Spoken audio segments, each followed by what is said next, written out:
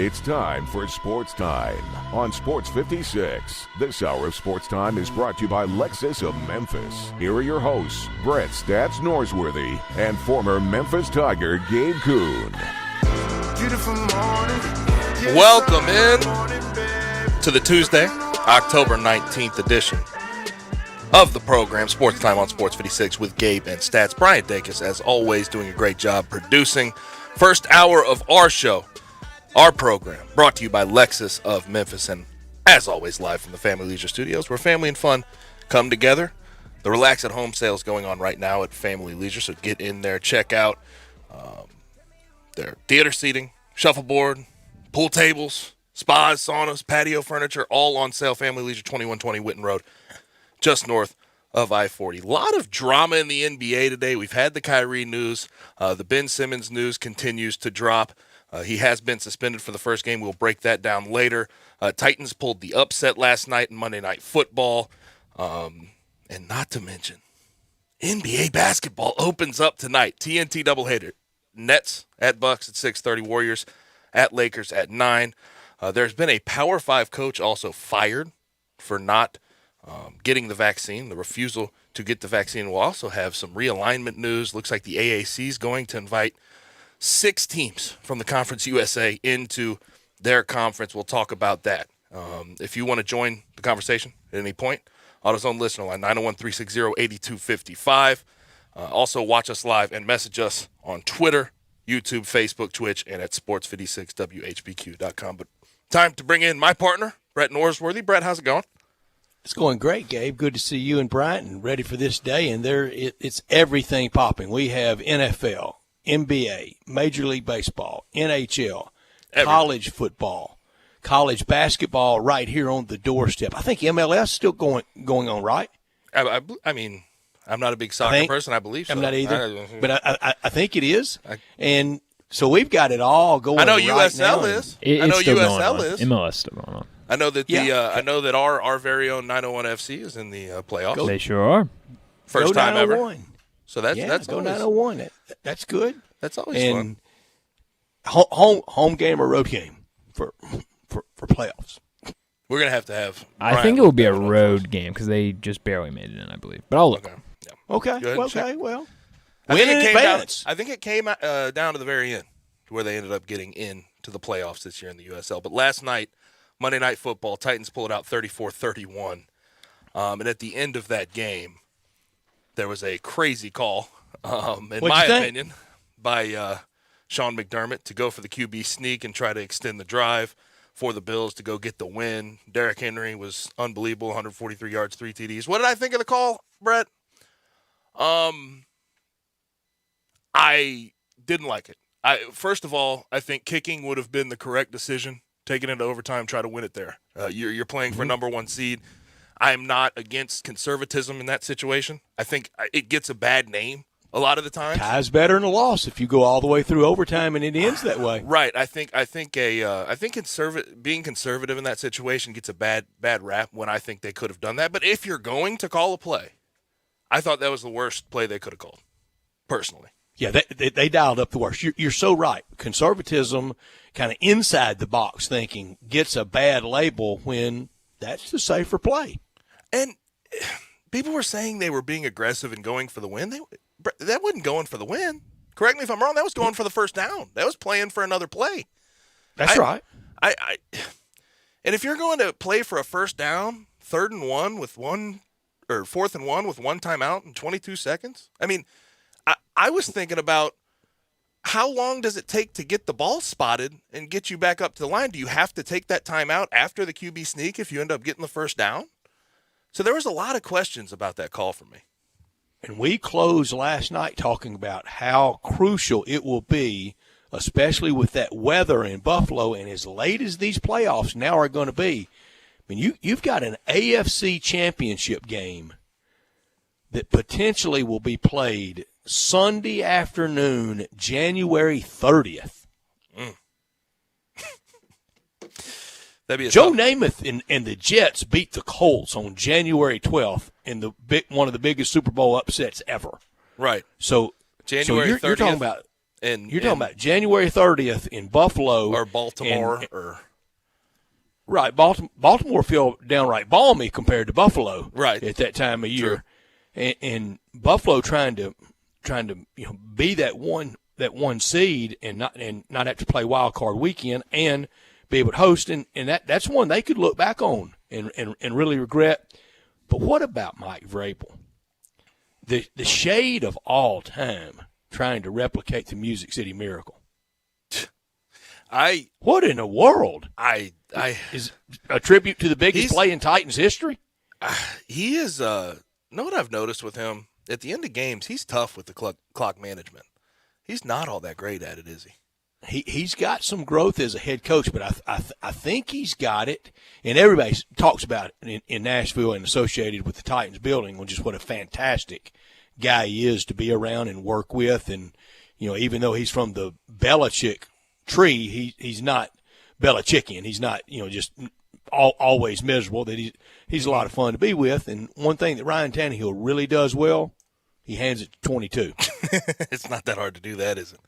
He is unbelievable, isn't he? Man, that's Earl Campbell. That size, that speed. But you don't see that nowadays with how these guys are hitting, and it just does not happen.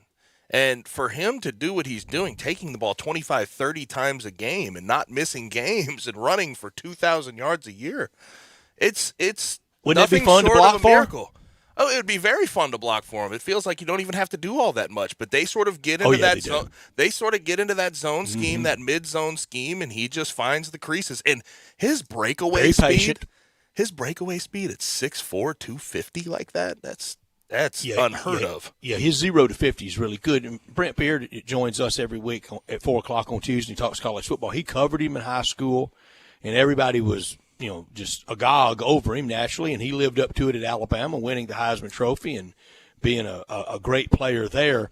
Gabe, when he gets to that proverbial, not even second level, kind of that 1.5 level, when he gets to the linebackers, I mean, he can kill a safety, a defensive back coming up and run support. I mean, a knee to the head.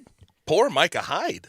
You see, like Micah Hyde, the safety for the Bills last night, was depressed, getting hit so many times, and should have been. He stayed in there though. He tried. That last one, the last one on the touchdown was a little bit. It left a little to be desired. It really was watching a great flyweight boxing champion of the day trying to take on Mike Tyson though. Mm-hmm. Right? No. There's a reason why we have flyweight, welterweight, middle, heavyweight. It's the reason why we have these divisions. Make it a little more fair. Derrick Henry's last 5 games, though, 35 carries, 182 yards, 3 TDs. 28 carries, 113 yards. 33 carries, 157 yards and a TD. 29 carries, 130 yards, 3 TDs. 20 carries, 143 yards last night and 3 TDs. And against the defense that going into that game was, I think, second in the league in rushing yards given up per game. Pretty salty defense last night. I did have Tennessee. Y'all both had Buffalo. Mm-hmm. That ended for the year. NFL, I'm 15-18. Y'all both are 17-16 in the NFL. Listen to these numbers, though. Overall for the year, we're all even in college. We're all 21-22. I just gave the NFL. Overall, you're 38-38. Bryant's 38-38. I'm 36-40. Y'all both have 5 points with our modified Stableford scoring system, and I'm at -2 points. Okay. It sounds like y'all we're tied with a 7-point lead over me. We're in good hands. But only a 2-game advantage. Y'all have cashed in on those straight up locks. And who's going to pull away? That's the real question. I think I can handle it. There's only one way to pull away, and that's in the locks and the shocks, because there's so much kind of sameness on just our regular picks, and I got a feeling we'll all have a group lock this Friday with the Tigers. Group locks for the year were 5 up, 8 down, so not very much. It's a group, but it's not a lock. Third person just needs to disagree. If the first 2 agree, third person disagree. Would go a long way, wouldn't it? Yeah. Last night, though, the Titans took some hits. Titans took some serious hits. Julio had to leave. Julio Jones had to leave with a hamstring. Caleb Farley, their first-round pick out of Virginia Tech, tore his ACL, had to leave the game. And Taylor Lewan, that was a scary moment, wasn't it? Yeah, and the Titans on a stretcher. They've had a lot of injuries. What's the update on him? I believe he was moving all his extremities. He was being checked for a concussion. Last I had heard. Well, he'll be. And out I would a while assume. then. I would assume that he had a concussion. Yeah. And I mean, he's very important to that team. I mean, he is, as far as the run blocking goes and getting into their zone schemes and how he fits in. A.J. Brown he was has back, been just shy of 100 yards receiving last night. I think he had 91 yards last night. And it was a good Monday night game and good end to the great start for the NFL. We'll talk NFL today, and we'll talk it all. And we've got a lot in front of us. Real quick, I know you probably gave a little bit of your take on it. What did you think of the final call there by Sean McDermott?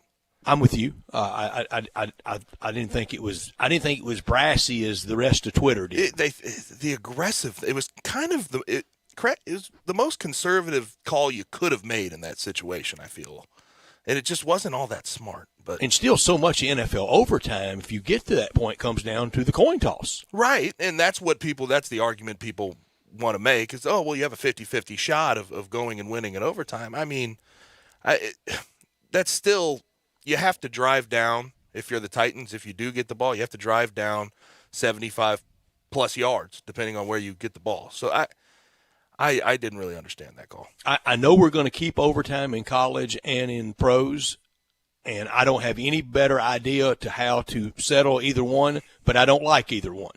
Mm-hmm. I like the sudden death aspect of it right. as well as and I do now in NFL. I was very glad when they made the decision a few years ago where the field goal didn't end. That used to feel so cheap. The first team that gets the ball, drives win down. Win the coin toss and get to the 40. Yeah, kicks a 55-yard field goal to win the game. That felt cheap. It did. It sure did. Are you seeing this plane crash story out of Houston for the people leaving Houston going to Boston? Plane crash right outside of Houston. No fatalities. I don't know how. How new is this? I think it happened about 1:30. Excuse me, about 1:30. About 1:30 today. 21 people on board. No fatalities. No, and I don't think a serious injury. They were leaving Houston, headed to Boston for the baseball game tonight. That's an absolute miracle. That always terrifies me. What did they do? Like, where did they land?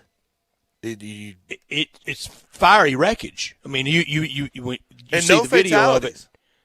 of it. None reported so far. It's maybe the miracle of all time. I'll try to find an update on that. That's wild.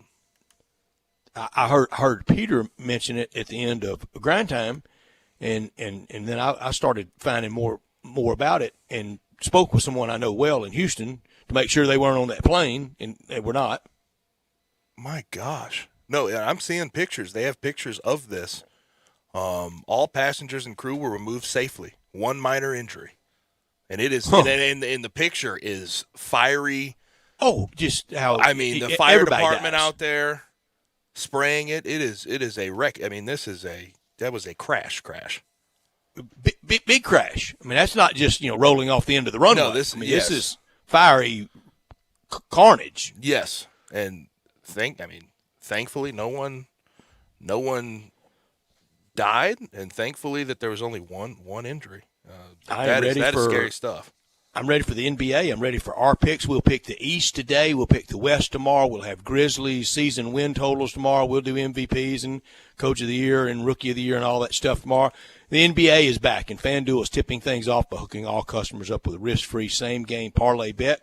Place your first same-game parlay bet of the NBA season. If you don't win, you'll get a refund in site credit. Combine multiple bets from the same game into one wager for bigger paydays, spreads, money lines, total points, player props, and more.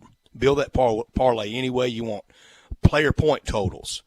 Create your own player-focused parlay. You can have so much fun with this, and that way you can win big. The odds are high, which results in great payouts. And if you're new to FanDuel, sign up with promo code CASH to get your first bet risk-free up to $1,000. Make the most out of the NBA season and download the FanDuel Sports app to bet the NBA risk-free.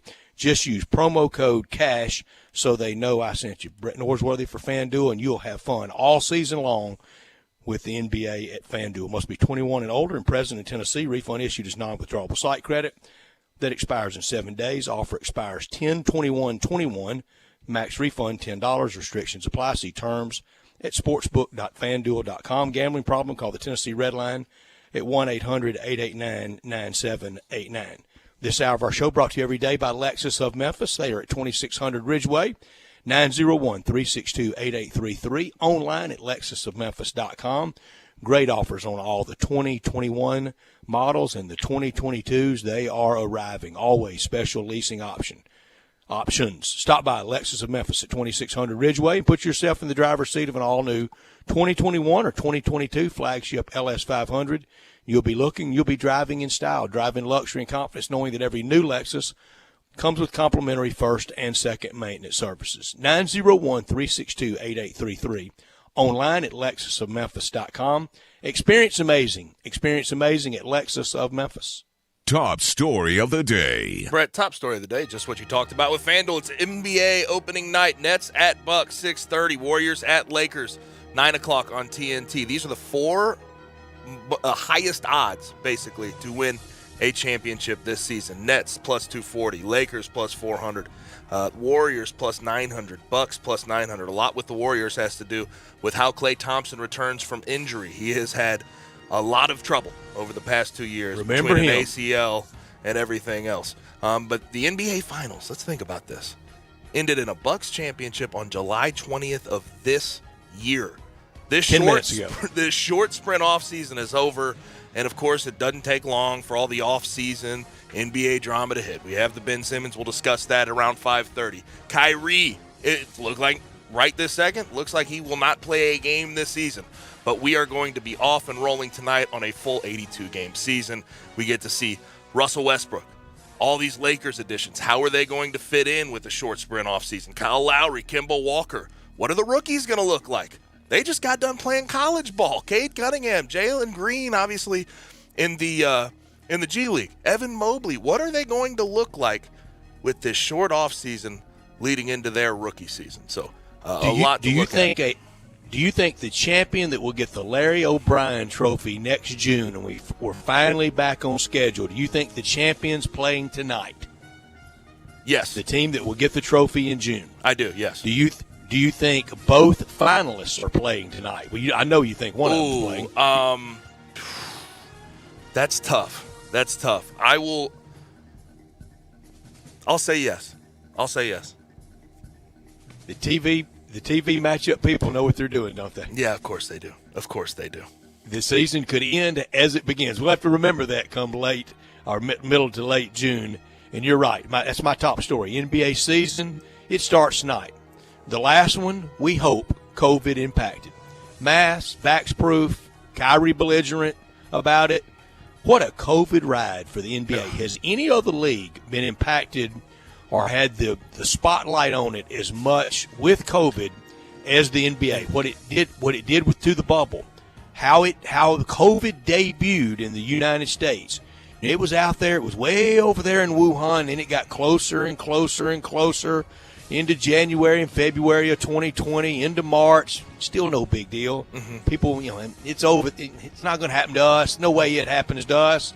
And then the Rudy Gobert moment happened, and that signaled the start in our country for us dealing with COVID, and we're still dealing with it. And no, I'm not dealing with it, even as phlegmatic as I sound. It is still allergies kicking my tail, and it's not COVID, I can assure you. Next June, we finally get to the NBA Finals, and that NBA season will end. Will we be through with COVID by then? Your guess is as good as mine. Based on the way we handle it, we get complacent very quickly in this country so far. If I've noticed anything about how we handle COVID, we get complacent and it starts to uptick, and we try to put in different measures. I hope it is, but I'm not. And that's a great point, Gabe. And we're about at the end. A lot of people like to point to that 6 weeks up, 6 weeks down model. Well, we're getting to the end of the most recent 6 weeks down. So we'll just see. And maybe we could get into 10 weeks up, 10 weeks down, or 10 weeks down, 4 weeks up. And we might get into that at some point. And outside of the 15, 14 players that have not gotten vaccinated this year. I think the NBA has done a hell of a job with COVID-19 and trying to get all their games Adam to go Silver off. should be applauded. It has been pretty unbelievable when they had the protocols, when we didn't have and there's sports indoors, too. Right, exactly. It's harder. And not even having a vaccine for part of that and still braving through it, putting them in the bubble. I mean, it should be applauded. There's no question about it. Not top story of the day. Not top story of the day. Washington State head coach Nick Rolovich. And they're a good team. They're a solid team this year. Washington State is He's better. a solid coach. 4-3, and he came from Hawaii, I believe. But he is out because he's in violation of, I believe I've talked about this on these airwaves before, he's in violation of a vaccine mandate for Washington school employees. The deadline to get the vaccine was yesterday. So he and 4 of his assistants will join him in being fired from the school. D-tackle coach Ricky Logo, cornerback coach John Richardson, quarterback coach Craig Stutzman, O-line coach Mark Weber, all out at Washington State. And all I have to say is, Brett, it's your choice whether you should get the vaccine or not. I understand that completely. But when you're working at a school that mandates it, it's not your choice. If you do not get you it, fired yourself. You're out. And not to mention, it's simple, Gabe, I think. What's the message this sends to your players? That's a pretty selfish message, in my opinion, to be able to lose your job and leave the players you've been coaching to this point because you don't want to get a vaccine. I just think it's stupid of him not to get it. He knows he has another job lined up. Where at? Somewhere decent. Somewhere at least comparable to Washington State. But all of the kids, my heart goes out to the kids he recruits to Washington State and just ups and leaves them over something that seems relatively trivial. Very preventable. Very trivial, too. Get a shot in your arm, and it's all over with. Now Washington State's going to be looking for a head coach, so we'll see how that works itself out. Pirate wouldn't return back out there, would he? I don't know. I don't think so right this second. Let's see how the end of this year ends for him at State. Got to keep building that before he jumps ship. We'll see what happens, though. My not top story, college football related. Well, we're thinking a lot alike today. Coastal Carolina ranked 14th, 6-0. Why aren't they the darling little guy? They play tomorrow night on national TV against App State, remember? App State's been the darling little guy. Coastal Carolina's undefeated. Here's who they've defeated. This is why they're not the darling. Mm-hmm. They've defeated the Citadel. They've defeated Kansas, not in basketball. They've defeated Buffalo, not in the NFL. They've defeated UMass, not with Marcus Camby.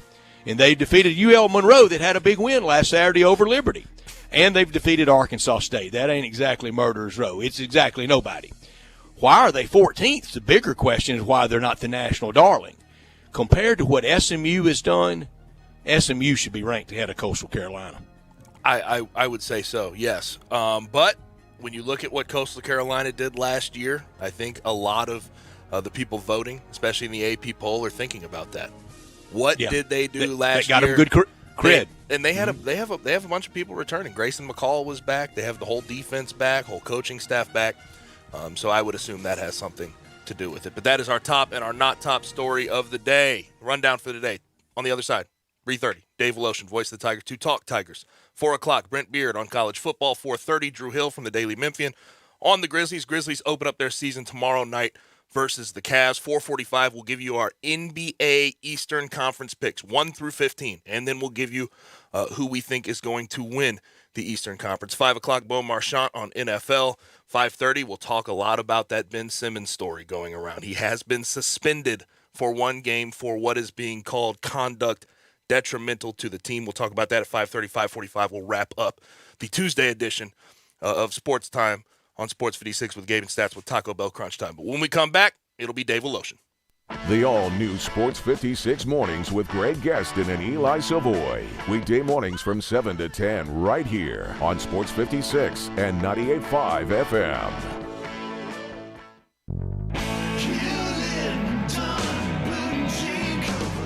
Hewlett & Dunn Boot and Clothing Company, we have it all. From handmade Amish leather belts, fine and casual clothing, boots, casual boots, work boots, fancy boots, and even safety-toed boots. Lots of cowboy hats to choose from, even Nebo lights, Orco hard coolers, good-looking duck head dress shirts, duck head caps, shorts, and pants. Tons of jeans from Ariat, Wrangler, Devil Dog, and Kimes Ranch jeans.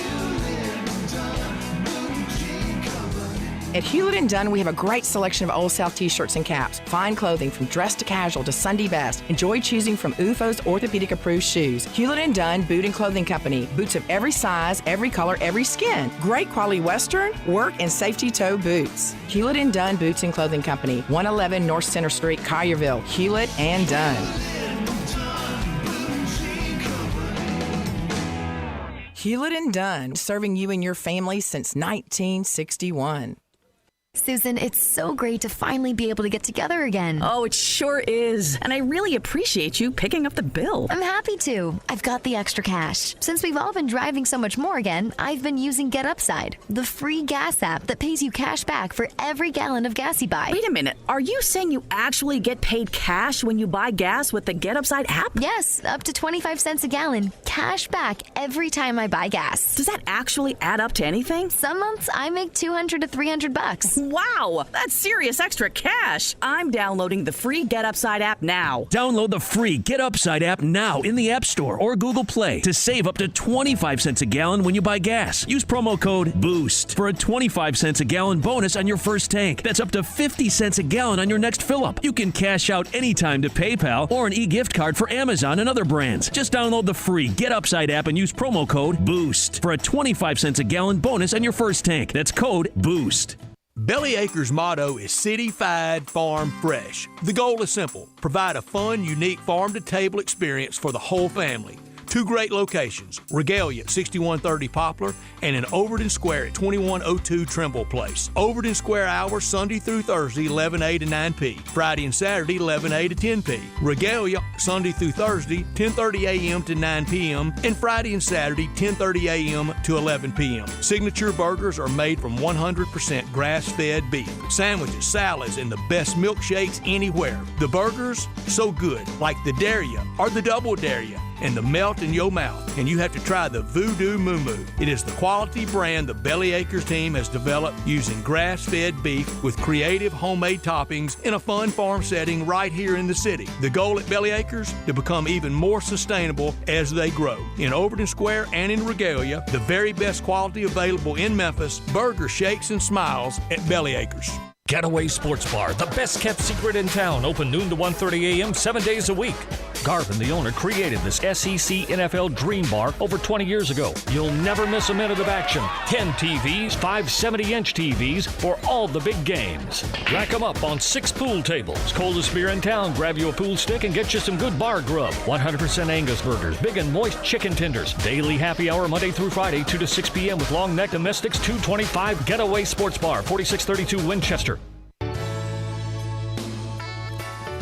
Listen Sundays at 11 a.m. to join Idlewild Presbyterian Church for worship.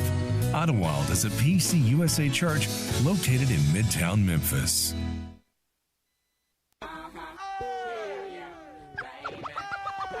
Now, back to Sports Time on Sports 56. This hour is brought to you by Lexus of Memphis. Here once again are Brett Norsworthy and Gabe Kuhn.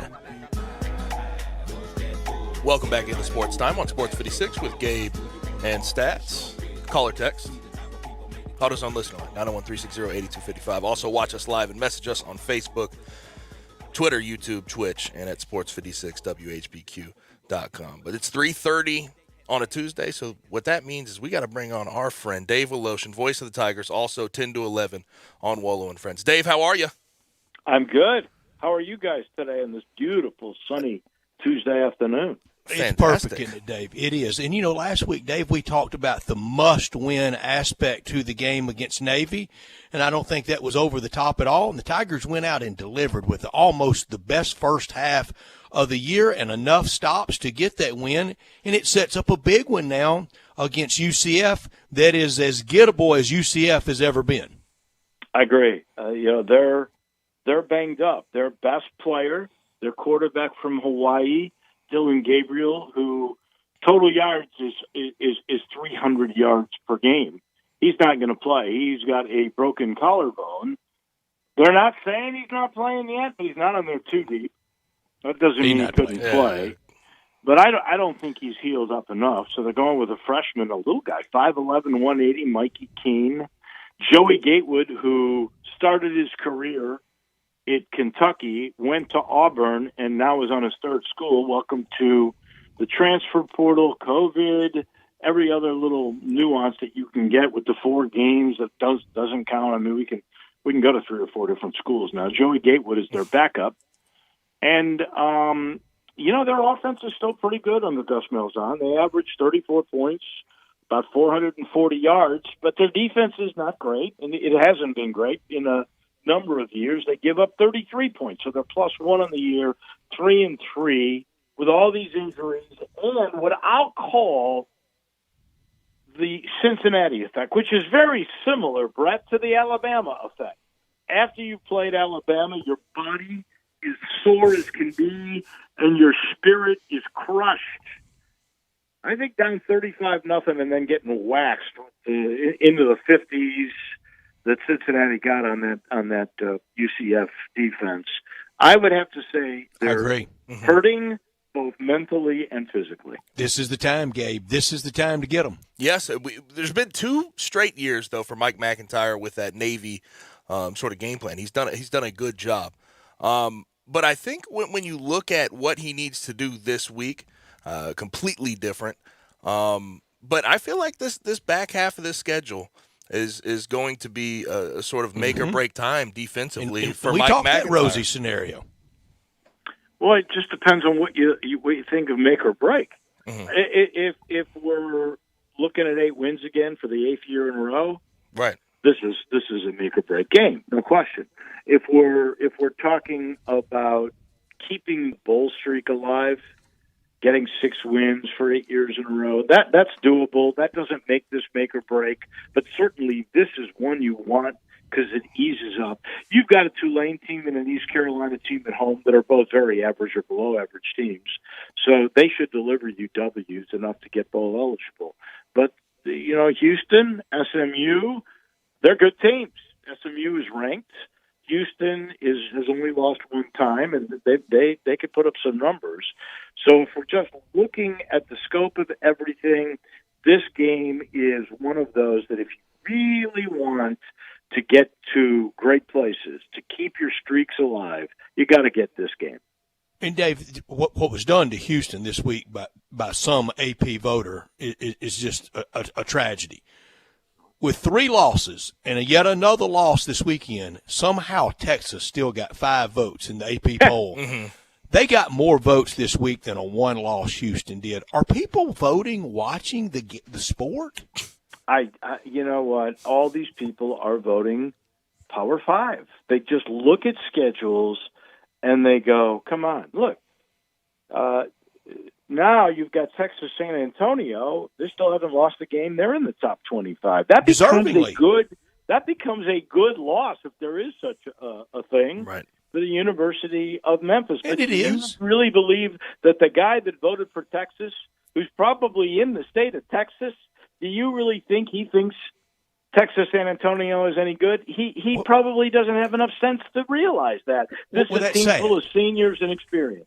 That's sad, and it was sad to do Houston like that, but it's why this Friday night against Central Florida before the open date, and then SMU at home, and then you mentioned East Carolina at home, at Houston, home against Tulane. I'm not saying run the table, but I do think with a win this Friday, a 3-1 down the stretch there. 3-1 plus 5-3. That's 8-4. Mm-hmm. That's a great season. I think. That's what most of us picked. Yeah, that would be great. If you're only lost the rest of the way as to an SMU team, and you've got that SMU team here too. Right. So, that's right. And if you look at the SMU Memphis games, they're either really close or Memphis has killed them. So, we'll see what happens in this game, but I look at every home game as I think a chance. Houston game will be an interesting game too. Memphis has done okay in Houston, the last few times. But, I just don't really know. I don't trust that particular team because I'm not sure they love their coach. Right. And Calvin Austin this year has been unbelievable. And I think what I heard Coach Silverfield talk about and how he doesn't get as much credit as he deserves, I think, nationally. Is there a player in this conference that you think should win maybe offense? I mean, obviously we're only through 7 games, right? But that you think should win Offensive Player of the Year over him at this moment? It seems like when you look around the conference especially, there is not another player that means as much to his offense than Calvin Austin. Well, I'll just start with this. I have never, in all the years that I have watched or broadcast college football games, I've never seen a guy turn the corner and jet away it's crazy. Faster than Calvin Austin. He's special. He is really, really fun to watch. And the thing I love most about him is how he's improved. His routes are so much better than they were when they got here. And I may have said this stuff to you before, but I didn't think you could make your hands better. It's a little like speed. You got it or you don't. Mm-hmm. This kid has developed much better hands, and it's by going in at 11 o'clock in the evening and catching balls off the jugs machine. I mean, this guy really has worked at it. I do believe in the right NFL system, and it's not me saying this. It's 2 or 3 different people that I've talked to and asked about it, that they believe in the right system he could be an NFL football player. I don't know if that's the route he'll go next year. He could come back because of the COVID year. He could come back again here. But he's incredible. I'd have to say Cincinnati and Ritter, you're going to have to make a case for him if they run the table. The SMU quarterback, the transfer, I mean, they haven't lost yet. We'll have to wait and see what those guys do, and I'll get a good look at them up close. And I won't see Ritter unless we're in the championship game, but I'll see SMU up close. Then we'll get a better sense of it. But certainly he needs to be in the conversation because I don't know if I've seen a better wide receiver in the country this year. I don't know that I have either, Dave. He is fun to watch. And when he gets his hands on the ball, it's appointment TV. All right, Dave, the basketball yesterday, the AP poll released with the preseason poll. The Tigers weighed in at 12th, about 30 votes behind Illinois for 11th, but pretty good clearance between 12 and 13 against Oregon, right behind them at 14, Alabama, right behind Alabama, 15, Houston. The Tigers will see both of them at some point this year. We'll see Alabama very early. I guess 12 is a good starting point. The AP preseason basketball poll doesn't mean a lot. Yesterday with David Cobb, I said, here's my Final Four, my prediction: Gonzaga, UCLA, Purdue, Memphis. Sign me up. Let's go. I would love that. I've heard some people upset. 12. That's not good enough. Are you kidding me? I love it. I love being a little bit under the radar. It takes some of the pressure off a little bit. And I don't know if you heard Cody Topper today on Greg and Eli in the morning, but he was asked about that ranking, and I think they were trying to get something like, we're going to use that for motivation or whatever. And Cody Topper went full Josh Pastner on us. He said, pressure is a privilege. Now, can't you hear Josh saying that? Pressure is a privilege. I think I've heard Josh say that. I said, I texted Cody Topper immediately. I said, what are you doing, man? Come on, you can't go Josh on us. He goes, he didn't coin that phrase. That goes back to Billie Jean King. So it's a great phrase. That's good. Did you see where Josh was picked in the ACC preseason? I think he was picked like 10th or so. Oh, well, he has never gotten any respect in that league. He beat Roy Williams and Mike Krzyzewski last year, and he got he bulldozed them all last year. Yeah, no love whatsoever. He almost beat Kansas and Bill Self in the first meaningful game he ever played in St. Louis. You remember that game? I do. It came down to the wire. Anyway, Josh, just because of his goofiness and sayings like that, never seems to get his due. But I love it, and you know what? There are plenty of good games on this schedule that will keep your RPI or whatever we're calling this the ranking, the analytical number. There's plenty of these things, and everybody goes, they could be number one by conference. Well, and you got Alabama, but let me just tell you, the first games in In Brooklyn, you got Virginia Tech. I believe if you count also receiving votes, they're like 39. And then Xavier, if they beat Iowa State and you played them in the championship game, they're also receiving votes. So those become two quality wins right off the bat. And Murray State and SLU aren't slouches by any stretch of the imagination. At all. Hey, St. Louis was really good last year until they had a couple of key players get hurt. Now, I don't know if all those guys are back, but they were in the top 25 last year about a third of the way through the season. If the Tigers are something in one, and for sure if they're undefeated, as we roll into the new year, they'll be number one in AP, just with attrition. Mm-hmm. Oh, well, they'll have beaten Alabama, top 15. Tennessee. They'll have beaten Tennessee, top 15. Yeah. Road at Ole Miss. They have a chance. It just depends Georgia. what Gonzaga do. Mm-hmm. If Gonzaga stays undefeated, you're not going to unseat Gonzaga because they've already got 11 positions on you. Mm-hmm. The Gonzaga schedule is much like the Tigers. It's brutal already.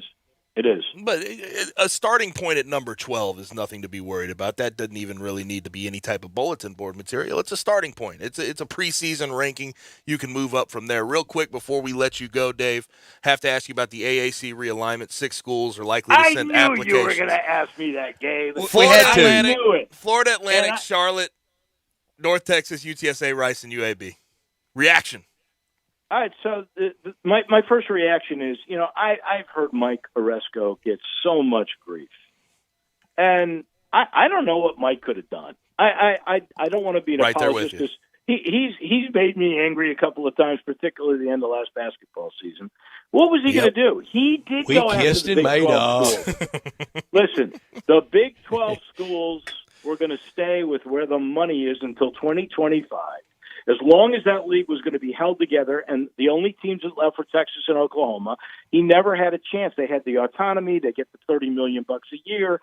Memphis, Mike Oresco was never going to get them away unless the whole league blew up. Okay, so that's out the window. Now he got kind of ripped off by Colorado State and Boise and all those other schools because 2 or 3 different people have told me the deal was done. He let that leak out. He shouldn't have done that before it was consummated. But in the long run, I'm not sure that's great, especially if Memphis and then Boise leave. You're getting Colorado State. I mean, Air Force. I don't think that's any big loss. I honestly was laughing about it because if you'll remember about 2 weeks ago, CUSA said, wait a second, all the Group of 5 should realign. Let's do it regionally. Well, that's because they knew this was coming. And Mike Oresco has taken the best of the 6 CUSAs. So here's what you lose. You're losing Orlando. You're going to get Boca. Obviously, it's not quite the same, but you got another Florida trip, and it's good for South Florida to have a partner in Florida. You're losing Houston, but you're keeping the market with Rice. Clearly, it's a drop-off, but you are keeping the marketplace. I'm ambivalent about North Texas. You've already got SMU in there. I don't know how much that really helps you, but okay. It's that's there. the one name I'd point to too. That was a little confusing to me. Yeah, and I'm not big on Rice either. But I'll be honest with you. I like going to Charlotte. It's a big market, and their football isn't big time, but it's still growing. Their kind basketball. Back to the great Midwest with Charlotte, and I brought up. Yeah, exactly. Bobby Lutz was there. That was a really good atmosphere. So that's not so bad. I love UAB. You guys know I love UAB. They got a brand new football team. They're good at football. Right. Well, I love going to that arena with Gene Bartow's name on it and remembering the battles that we had when John Calipari was here. And I think they got a decent coach. I think that they'll be good. That'll be fun. I'm okay with that. So, it's okay. It's about as good as you can do. Let's say you're not making up Houston, Cincinnati, and UCF. No chance. You're just not. Ohio State and Clemson are booked, folks. I mean, they have their USC's got a league. But no, so I think Oresco did about as good as he could. I do too, Dave. Yes, and I'm still mad at it. It was tough. But no, the one name that got brought up in this is FAU. I brought this up with Brett a while ago. FAU sort of has that same trajectory that UCF had coming in from 1AA to the 1A. Right. But we'll see what happens with this, and we'll see if there's more realignment to the Big 12, because Boise State and Memphis has been in those talks as well. But he is Dave Woloshin. Look, let's face it. The next round, the most attractive. Look at television markets. Look at success. Look at penetration of market. There's no question. The next best team that is left in the group of 5 to move up is Memphis. There's nobody even close. I agree. It's not even close. It's not, and that's not us being homer and thumb on scale. No. That's looking at all the metrics. It is. Dave, good stuff, man. Dave, appreciate it. Talk to you tomorrow. Tigers. You got it. Yeah, I'll talk to you tomorrow about the SEC. I got to know if you were anywhere near the student section of Ole Miss. 4 was made. 4. Can't wait. Really.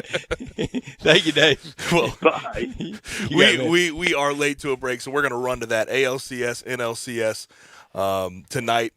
Game 3 in the NLCS, Game 4 in the ALCS, and we also have some news on some managers, some interviews going on. We'll get to that on the other side on Sports 56 98.5. Hi, everybody. This is Dave Woloshin, and I've moved now. You can catch me with all my friends from 10 to 11. We'll go all over the country to bring you whatever is happening that day. Wallow and Friends from 10 to 11 on Sports 56 and 98.5. Looking for a high-efficiency planting solution? The Case IH 2150 Early Riser Planter combines the industry's most accurate planter technologies with a rugged row unit for a fast and uniform emergence. The Case IH 2150 Early Riser operates at your speed and adapts to unique field conditions so that you can maximize your yield potential. Stop in or call Mid-South Ag Equipment at 662-890-3141 to learn more. That's Mid-South Ag, your Case IH Equipment headquarters. Guns & Ammo has a full line of Pro Shot products, a tremendous selection of accessories from belts, holsters, gun cases, specialty boxes, Benchmade knives, and assorted optics. At Guns & Ammo, enjoy selecting all your favorite firearms, from hunting supplies to target shooting to self-defense. Experience the excellence at Guns & Ammo with a friendly, knowledgeable staff and hundreds of guns to choose from. Guns & Ammo, 3615 Summer Avenue, Memphis local, and supporting the NRA and Friends of the NRA. Guns & Ammo, family owned since 1985. I want to do some bragging rights. Hey, I was just the other day overhearing a conversation with Big Mike, the manager of DeSoto Auto Sales. They've got people buying cars all over the country. North Carolina, South Carolina, Georgia, Alabama, Arkansas, Texas. People from all over the country buy cars at DeSoto Auto Sales in Olive Branch, Mississippi. Why? DeSoto Auto Sales has the most stringent car inspection in America. They get it right the first time. Quality and low mileage, factory warranty on most vehicles. My favorite part is the people who work there. Big Mike, all the employees are professional, friendly, and go that extra mile. Expect as you walk in the door, you are treated like family. DeSoto Auto Sales understands your time matters. We can help you find your dream car and get all the paperwork finished in less than an hour. Come see us at DeSoto Auto Sales and be part of our family. Have a great buying experience every time. 662-890-7184.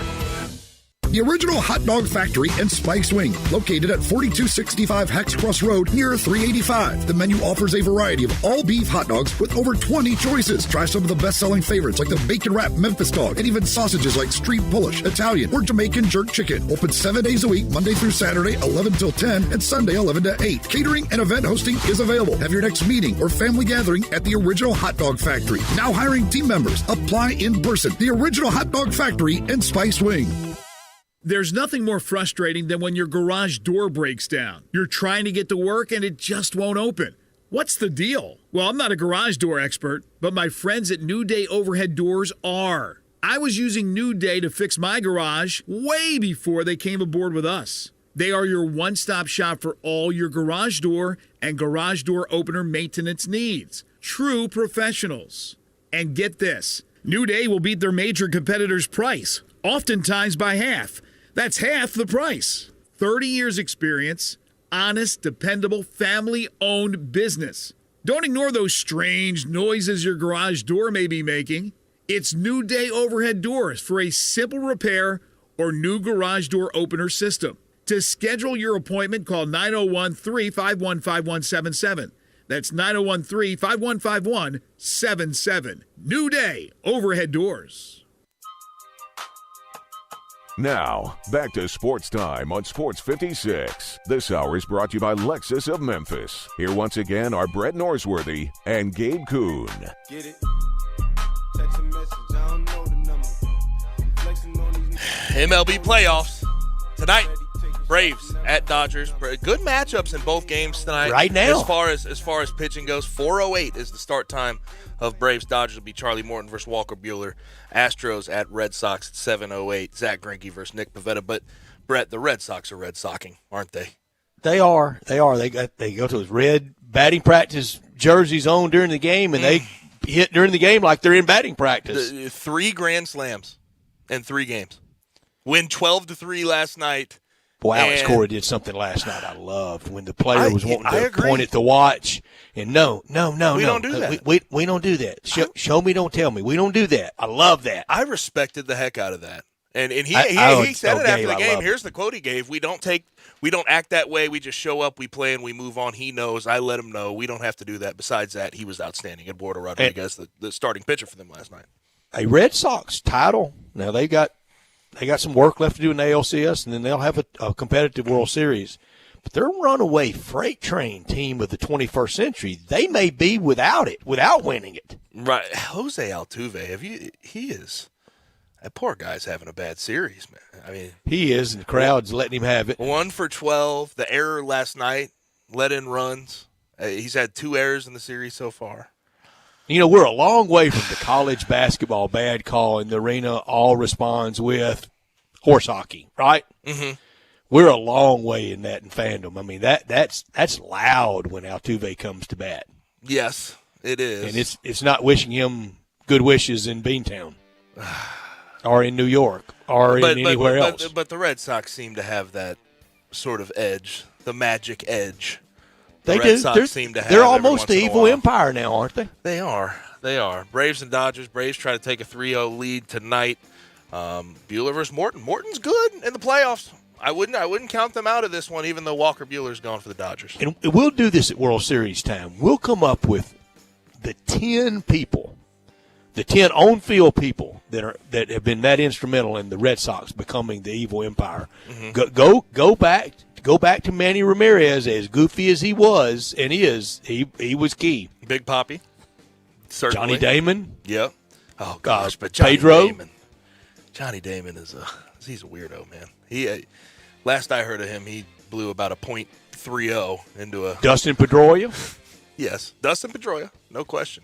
Real quick before we move on from this and get to our next hour, the Padres have actually asked to interview Mike Schilt, but they're still trying to investigate the philosophical differences that he had with John Mozeliak in the Cardinals front office. He would be a solid fit. And also for the Cardinals' next manager, top 4 as far as odds go. Stubby Clapp at plus 150, Skip Schumacher plus 400, Mark McGwire plus 575, Buck Showalter, a guy that you certainly have talked about and have advocated for at plus 650. So those are the top 4 as far as odds go. To be the next manager of the Cardinals. But when we come back on the other side, we switch gears. We talk some college football with Brent Beard, our normal guest, at 4 o'clock on a Tuesday right here on Sports Time with Gabe and Stats.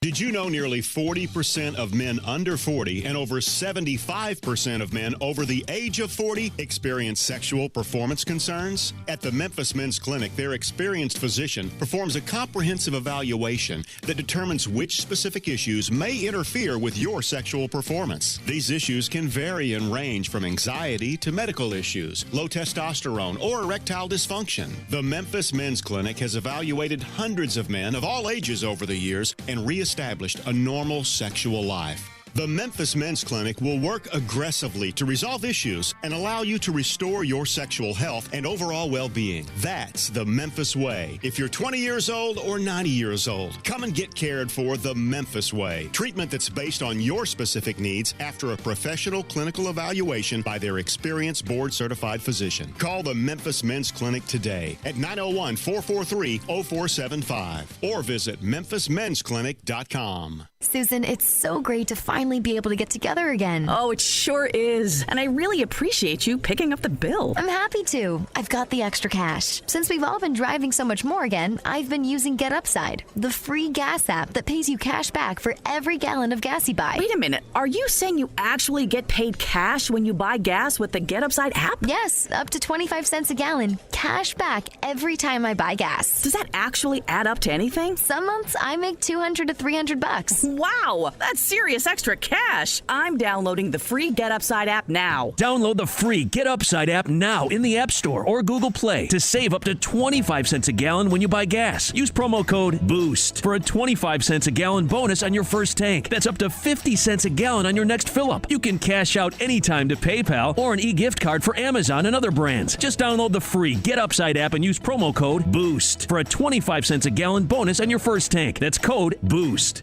I got him on the line, Jeff Allen, the king of Happy at Gossett Kia South Mount Moriah. Hey folks, need a new ride that gets 41 MPG? 2021 Kia Forte, $249 a month. 2021 Kia Rio S hatchback, 41 MPG, only $258 a month. Plus a 2022 turbocharged Kia Soul, ready for that road trip at $267 a month. Plus, you'll always get Kia's 10-year, 100,000-mile powertrain limited warranty program. Remember, Forte $249, Rio $258, Soul $267. And don't sell your trade till you check with us. So whether you live in Horn Lake, South Haven, Olive Branch, or Memphis, you'll be happy at Gossett Kia on Mount Moriah, 2680 Mount Moriah, or KiaMountMoriah.com. All 72 months at 2.9%, $29.99 down payment. Forte, NE 409-215, MSRP 19,335. Rio, ME 427,894, MSRP 19,755. Soul, N 7808-276, MSRP 20,615. Includes all rebates and incentives. PF 695. Must finance through Kia on low APR. Excludes tax, title, and license with approved credit. See dealer for complete details. Offer valid through 10/31/21. Dealer stock only. It's finally fall, and that means it's time for the baseball playoffs and the beginning of the Grizzlies season. And there's no better place to enjoy those games than at Sweetgrass Next Door in the heart of Cooper Young. Along with the longtime favorite menu items like shrimp and grits and the beef carpaccio, there are lots of new menu items created by real chefs for you to enjoy. And you'll really enjoy the Tall Boys six-packs for just $15. If you love baseball and the Grizzlies and great food and great drink prices, you can't beat Sweetgrass Next Door, Memphis's great neighborhood bar in the heart of Cooper Young. Listen Sundays at 11 a.m. to join Idlewild Presbyterian Church for worship. Idlewild is a PCUSA church located in Midtown Memphis. Do you know one of the best things you can do for your employees or family's health? Provide Arctic Clear bottled water. Arctic Clear bottled water is your locally owned and operated bottled water provider. Arctic Clear is 100% natural spring water with free delivery and setup, dependable service, and no long-term contracts. What an easy choice. Call Jeff Manus today, 901-382-2363, or visit arctic-clear.com. Arctic Clear bottled water. Call now, 382-2363. That's 382-2363. We are Sports 56 WHBQ Memphis and W253DF Memphis, Flynn Broadcasting Stations.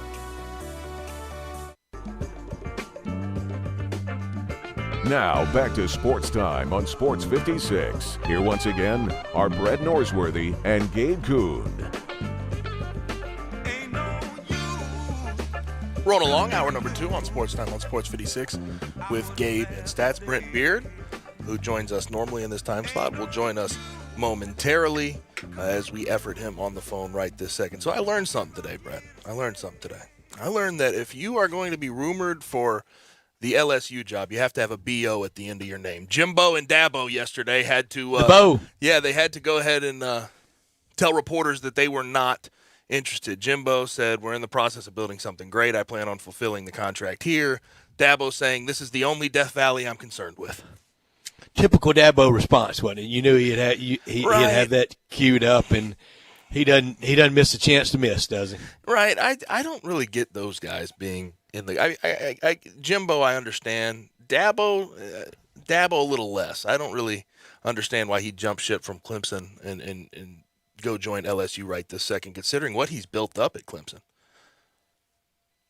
Yeah, I don't understand it either. But Jimbo Fisher owed it to Ross Bjork and owed it to Texas A&M with that emphatic denial, and we should move on from it. And I think we will. I don't think he is under consideration. He probably, in the heart of hearts of Scott Woodward, was his choice. That was his connection to A&M when Scott Woodward was athletics director there. Their friendship goes way back to when Scott was in the ticket office at LSU, and Scott Woodward's LSU through and through. His father-in-law is the head of the NCAA, Mark Emmert.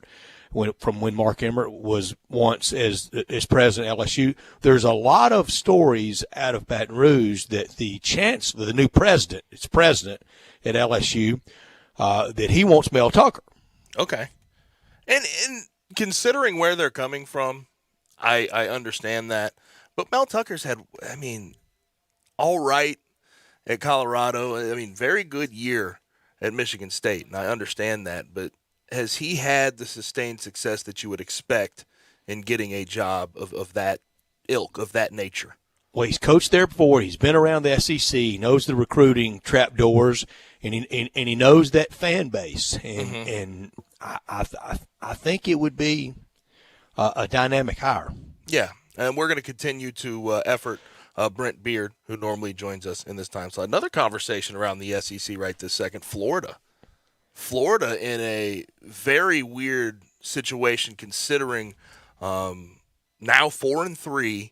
You sort of wonder how hot is that seat for Dan Mullen? 4-6 in his last 10. Todd Grantham, I know a lot of people want to get rid of as far as defense goes, as far as defensive coordinator, get rid of him immediately considering what LSU just did to that defense last week and running for over 300 yards. But that seat's getting hotter for Dan Mullen. He's made it hot on himself, but I've had Florida pegged pretty closely. The only game I've missed on Florida so far, I had them winning over Kentucky, and they lost. But I had the Alabama loss. I had the LSU loss. Mm-hmm. Yeah, but that was preseason. It's so disappointing at Florida. So disappointing after last year and Emory in the Jones, SEC championship game. But Emory Jones has been building this up for so long, was a big recruit for a long time for them, and it just has not worked out with him. And he hasn't been all that great offensively, but defense has been their issue. And I know a lot of Florida fans are very upset with how this year is shaking out. How much of the discontent with Florida is knowing that they had Matt Corral and Dan Mullen told him to scram? That's frustrating. When you're dealing with those but they do have a guy in Anthony Richardson right now that looks like he could be a heck of a quarterback in the future. But the way Matt Corral's playing right this second, and how mismanaged over his Ole Miss career has Matt Corral been? Well, until Lane Kiffin and Jeff Lebby, it was very mismanaged. When he came in 2018 and had that protected redshirt year, where he could appear in 4 games, and he got in the Egg Bowl late in the year in the season, and it was a celebrated incident. And Jeffrey Simmons, thankfully, was restrained, but that year, Phil Longo. The only quarterback Phil Longo knew was on campus was Shea Patterson. He didn't even know about Jordan Tiamu. Yeah. He sure didn't care about Matt Corral. He just didn't. It wasn't indifference. It was just he didn't know he was around. And then Rich Rodriguez came in. Brett, that was shameful almost how he tried to use Matt Corral. And then he realized later that John Rice Plumlee was the guy for his offense. But Matt Corral that year could have done so much more if he got hurt early. Remember, he got hurt against Cal, right? And was playing. Didn't play great opening day in Memphis. Yeah, but that game showed me all I needed to see in regards to. But the Tigers were pretty good too that year. But how he was trying to use Matt Corral, he was running a lot of that read option stuff and not allowing him to be loose and throw the football as much. And that Matt Corral is the type of guy that can drop back and sling it all over the yard. He's got a good arm, throws it from different arm slots. But you just think about his Ole Miss career from Phil Longo to Rich Rod, the end of Matt. He almost was the hero of that Egg Bowl of Elijah Moore's incident with hiking his leg up. Remember that was Corral that came in. And, later. Right, and then there was sort of the shoving match in the Egg Bowl, correct, with him? Well, that was the year before. That was the year before. Yeah, I mean, he's had quite celebrated Egg Bowls, and then to stay around through COVID and for the coaching change with Lane Kiffin coming in, it was just a miracle he didn't transfer, back to somewhere on the West Coast. Yeah, and he seems like a guy, who could succeed in just about anywhere he went, as long as offensively they give him a chance to throw the ball and throw it all over the yard. The Lane Kiffin switch was the best thing that could have happened for his career. And now when you look at the NFL prospects for him, they are getting higher and higher every week. I think by the end of this thing, Brett, we could be looking at Matt Corral as the number one quarterback in this crop of quarterbacks going into the NFL. Well, we could be, and it's not a really a lot of depth year at quarterback. This could be the perfect year for someone to be coming out. And now even the quarterback at Liberty's kind of taken a little bit of a step back. I think the two best quarterbacks out there are Matt and Pickett at Pitt. Yes, and Pickett gets his chance against Clemson this weekend. So I'm curious to see the step he's taken. Now, draft eligible, the Ohio State quarterback could be better. And I just don't know. I don't know how you can rank JT Daniels because it's been such a slim body of work. Yeah. And other people think he shouldn't even be starting when he comes back. They think Stetson Bennett should be the guy. David Pollack has said it. Aaron Murray has said it. Both guys that went to Georgia and know how that system works. You think they really believe that? Brett, they said it. I mean, out loud, hardcore, we're making the case for Stetson Bennett, saying that he has more of a grasp of the locker room and the guys around him. And I understand part of that, but JT Daniels is a better quarterback. And he's the guy you brought in to be your quarterback. Much better. And I like Stetson, but he's just a steady type of guy. He's not a guy that's going to make a play and win you a ball game by himself if you need him to. So it's just one of those situations. Now, we talked with Dave about this as well. We're working on Brent Beard. Hopefully he is okay. Hopefully he can join us in a couple moments. But until then, AAC realignment. 6 schools that are likely to send applications. Florida Atlantic, Charlotte, North Texas, Texas San Antonio, Rice, and UAB. And the applications are supposed to join us, are supposed to be sent in as soon as Tuesday. And there was an expansion committee in the AAC. South Florida, Mike Kelly, Memphis, obviously Laird Veach was part of it, SMU's Rick Hart, Navy's Chet Gladchuk, all part of the expansion committee. They said that, quote, they're trying to grow through fertile recruiting areas. And I understand part of that. North Texas, right there in the Dallas area. You already have a Dallas team, though, in SMU. UTSA, still in Texas, but San Antonio's a relatively good market. Rice in Houston, you're losing a Houston team. You're trying to add one. UAB, I understand. That's probably the most understandable pick of the crop. Florida Atlantic in Boca. I was hoping a little more for Arkansas State in here. I don't get the North Texas thing. But I saw a lot of reaction to this, Brett, and sort of in a negative light, saying this is not good for the AAC. I don't know is there any teams who would Marshall, App State, teams like that, would that have changed people's minds on this? Because nor would Arkansas State. It wouldn't. It wasn't any mind changers on it. I agree with Dave in the fact that I don't know if Mike Oresco had much of a chance in this. I mean, Mountain West said no, and you just had to do what you had to do. Yeah, it wasn't a lot out there, and Mike Oresco is kind of trying to do this on the fly after saying he wasn't going to raid anybody else. I guess now he is, and I know it's mostly football, but we will get to basketball. I mean, going to Florida Atlantic, going to North Texas, does that do anything for you? It's going to pull RPI or whatever weighted measurement way down for Tiger basketball. It's a great point. And it'll be a trip to Nirvana, to basketball land for North Texas to come to FedEx Forum and play in college basketball. Brett, I said this. I can make sense of Florida Atlantic and Boca Raton. I mentioned it. The UCF thought of coming from FCS to FBS, and they're growing right this second, and they're in a solid market. Charlotte, big market. UTSA, bigger market. Rice, big market. UAB, relatively big market for where they are in the world. North Texas, I don't understand. You already have SMU. SMU's not leaving. They're right next to each other. I think in that Dallas market, yes, you have some people that care about SMU. Some. I don't know if there is the same amount of support for a team like North Texas. And to have two that close to each other, I don't get it. Yeah, I don't either. And I guess it's just the best next step until you eventually get that Power 5 call. Mm-hmm.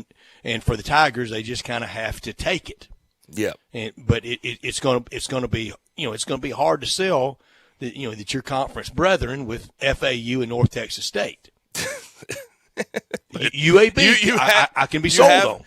If you're Memphis right now, if you're the University of Memphis, you know what your plan is. You're hoping you can get out and go to the Get out of Dodge as fast as you can. There's no question about it. And Oresco has to know that, and he has to understand that. And you don't even need to give the 2-week notice. Hey, see you when I see you. Yes. But get out as fast as you possibly can, if you can. Because the AAC is headed basically to a reboot of Conference USA. That's what it's becoming, more or less. And did you hear the quota that I just said, though, that the expansion committee said the reason that they picked these schools? They said that they think that these schools make sense because they're trying to grow through a fertile recruiting area. Well, I don't know if I can buy into that. I'm not sure that these schools really give me the vibe of big, high-powered recruiting schools. This is not.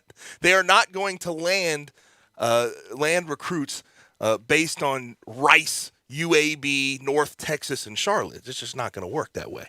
And for the non-revenue producing sports, and that's really everything except for football and basketball, and that's really everything everywhere across the college sports spectrum. Some carve out a little less losses than some of those others, but most of them are budget drains.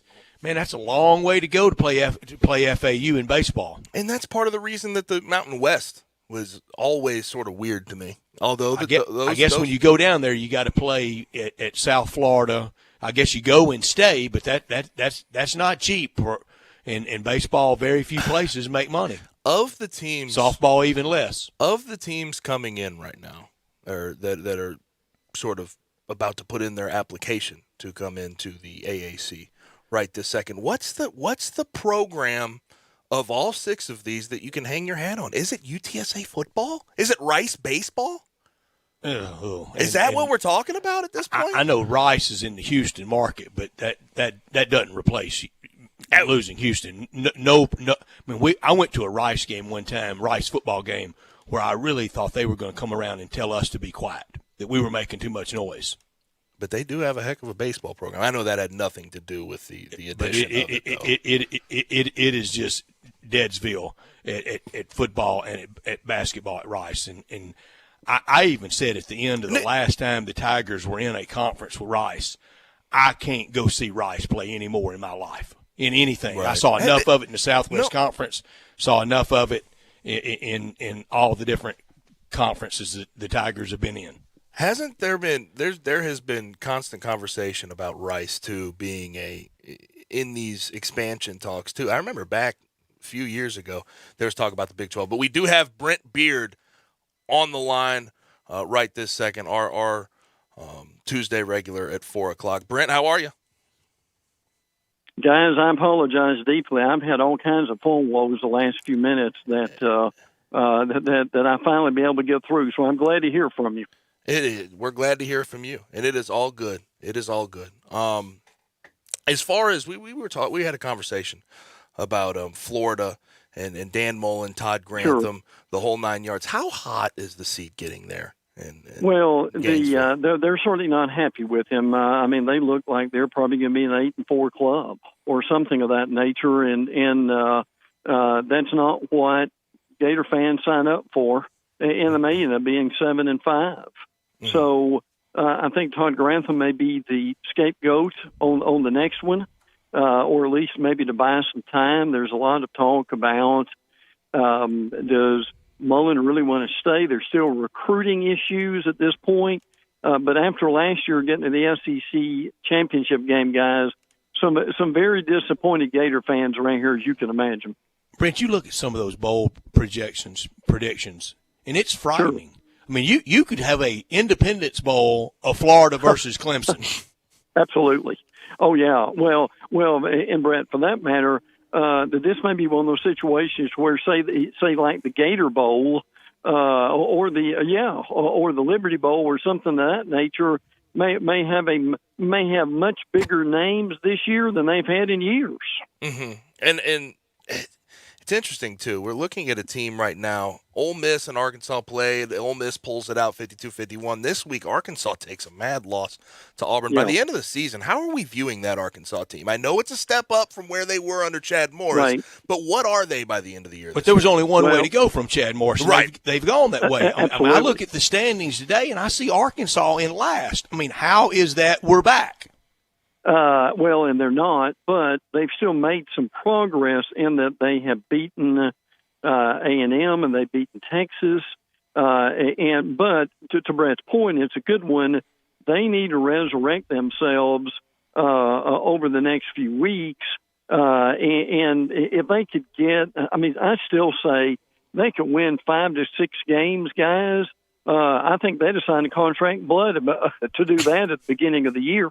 All right, they're going to beat UAPB, and then they have an open date. And then it's right. Home against State, at LSU, at Bama, home against Mizzou. That last 4, they need to go 3-1, and then that would make it 8-4 for the season. And then that's back talk. If it's less than that, it's just you're not as destitute as you once were under Chad Morris, and you only had one way to go. I mean, I hear so many Razorback friends of mine telling me how back they are. I see last in the West. I see Sam Pittman 4-10 in SEC play, and I see over the last 33 games Arkansas 4-29. That ain't back. No, it's not. I mean, listen. It's certainly not leaps and bounds. It's baby steps. At this point, and when they are playing well, you saw them with Ole Miss. They played a good game. Unfortunately for them, they didn't make it at the end. And I think they really had run out of gas against Auburn, guys. I give Auburn a lot of credit to be able to win the game, but still, that their quarterback's fun to watch. Their running game is. Their line of scrimmage is better. So I think they're better. But if you're talking about back, I agree with Brad on that one. They've still got a ways to go. All right. Now, the conversation that's come up around, obviously, Georgia, the best team in the SEC, right now, best team in the country, number 1 team in the country. The conversation that's come up around them has to do with their quarterback position. And JT Daniels, I know that he's been hurt. I understand those things. Stetson Bennett has been steady. I have to give him credit where credit's due. But you hear David Pollock, you hear Aaron Murray talking about how Stetson should continue to be the quarterback at Georgia. What's your feel on that? Do you think when JT Daniels is fully healthy, he should be the starter at Georgia? I think at this point that what they've got out of Bennett has been, in the game last week, he was a 70% passer against Kentucky. He is his interception to TD ratio is very, very good. He makes good decisions. And look, guys, I know you get this. Kirby trusts him. Mm-hmm. Kirby comes from Nick Saban, who we're going to play the guy that we trust. And what I've heard from Georgia beat writers is frankly that JT Daniels is not as mentally tough as the mailman is. Wow. So, but still, to your question, and it's a really good one. On the basis of pure talent and throwing the ball down the field, can they win an SEC championship without the strong arm of JT Daniels? But look, can that at this point, guys? Can that running game and defense cover a multitude of sins? They don't beat Cincinnati last year without JT Daniels, and they wouldn't this year with Stetson Bennett. Yeah. So and listen, think about how fortunate they are. How many teams, guys, realistically, can have a backup quarterback who's done as well as this guy has?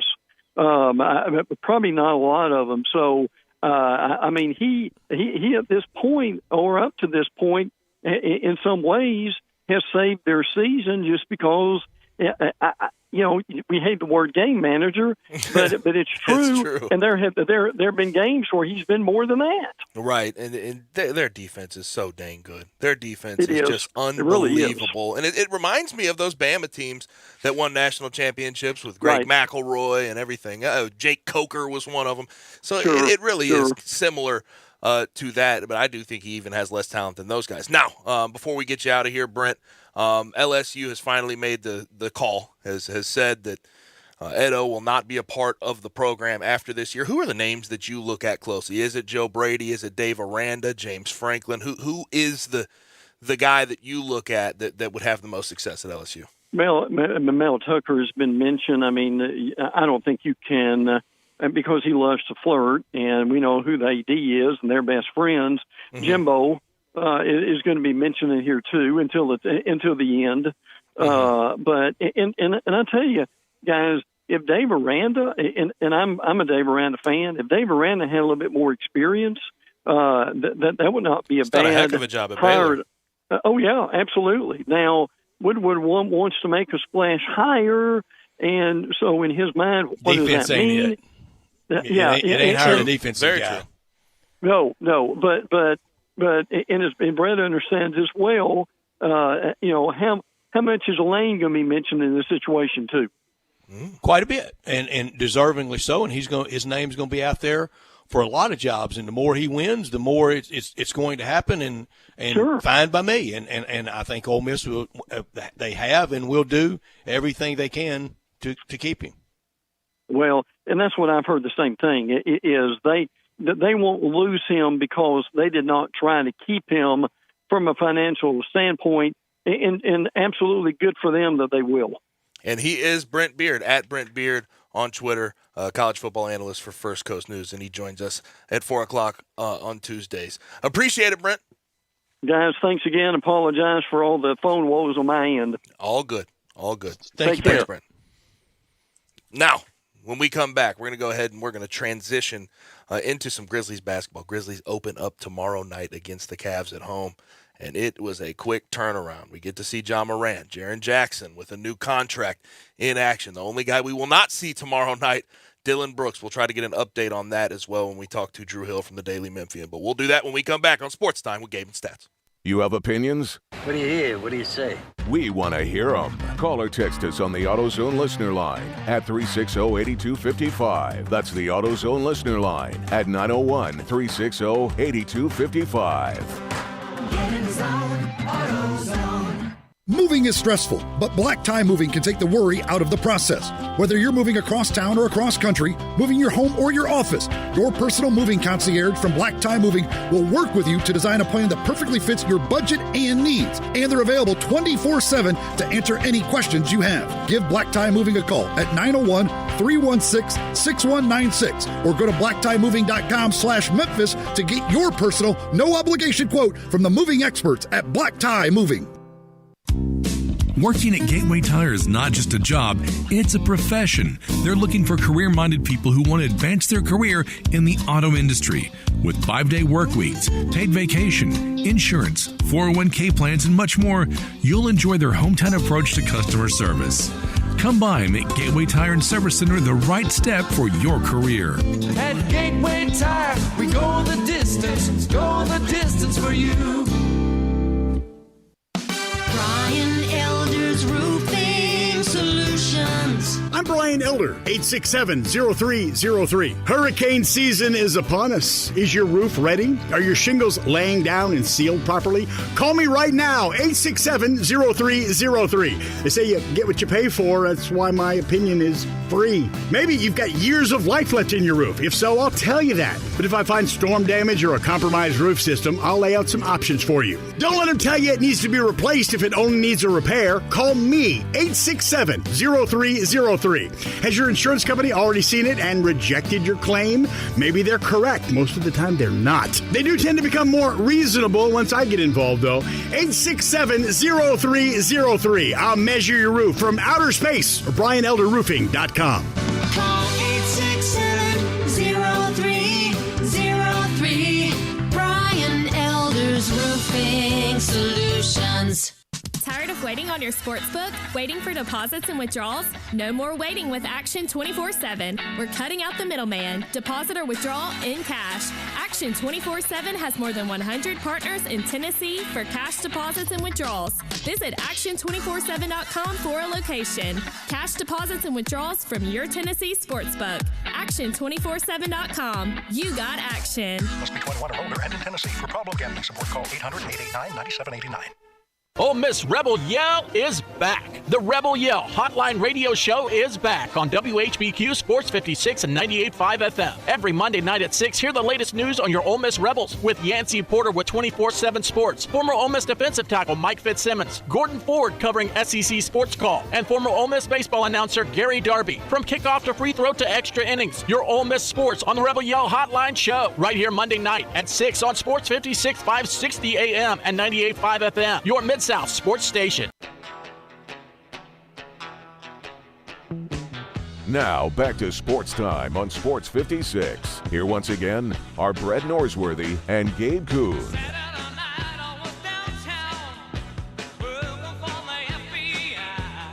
NBA season opens up tonight. Nets at Bucks, Warriors at Lakers. And then tomorrow night we'll have the Grizzlies against the Cavs to open the season. You'll get to hear Pete Pranica and Brevin Knight on Bally Sports Southeast finally broadcast the game, and they will open pretty quickly here. I mean, it has been 3 months. It was a quick turnaround, and we'll see if John Morant's ready to take that step. Jaren Jackson Jr. is ready to take that step. But to join us to talk about all of this, our guy from the Daily Memphian, Drew Hill, to talk Grizzlies. Drew, how are you? Hey, Drew. Hey, how are you guys? Doing well.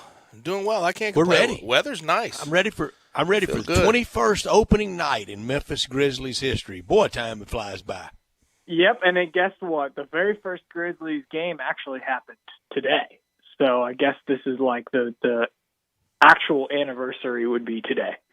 Really? So I learned that today. Yep, I learned that today. Today was the first preseason game, right?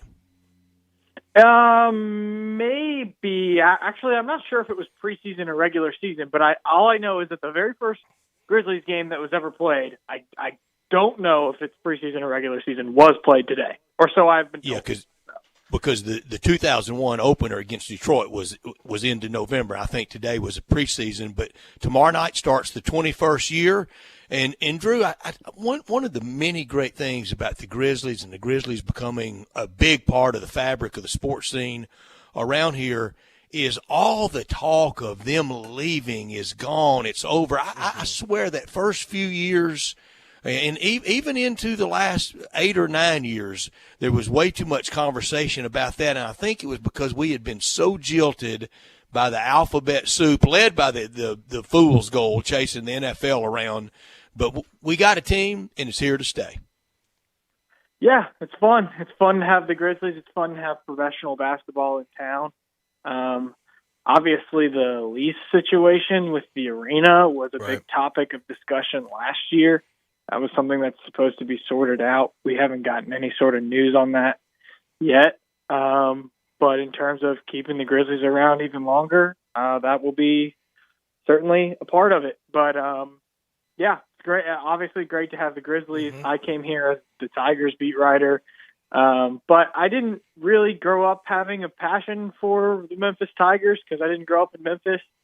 And I did envision myself one day maybe covering professional basketball. So here I am covering the Grizzlies. And, you know, it was great. We talked to Ja today. I talked to Steven Adams today.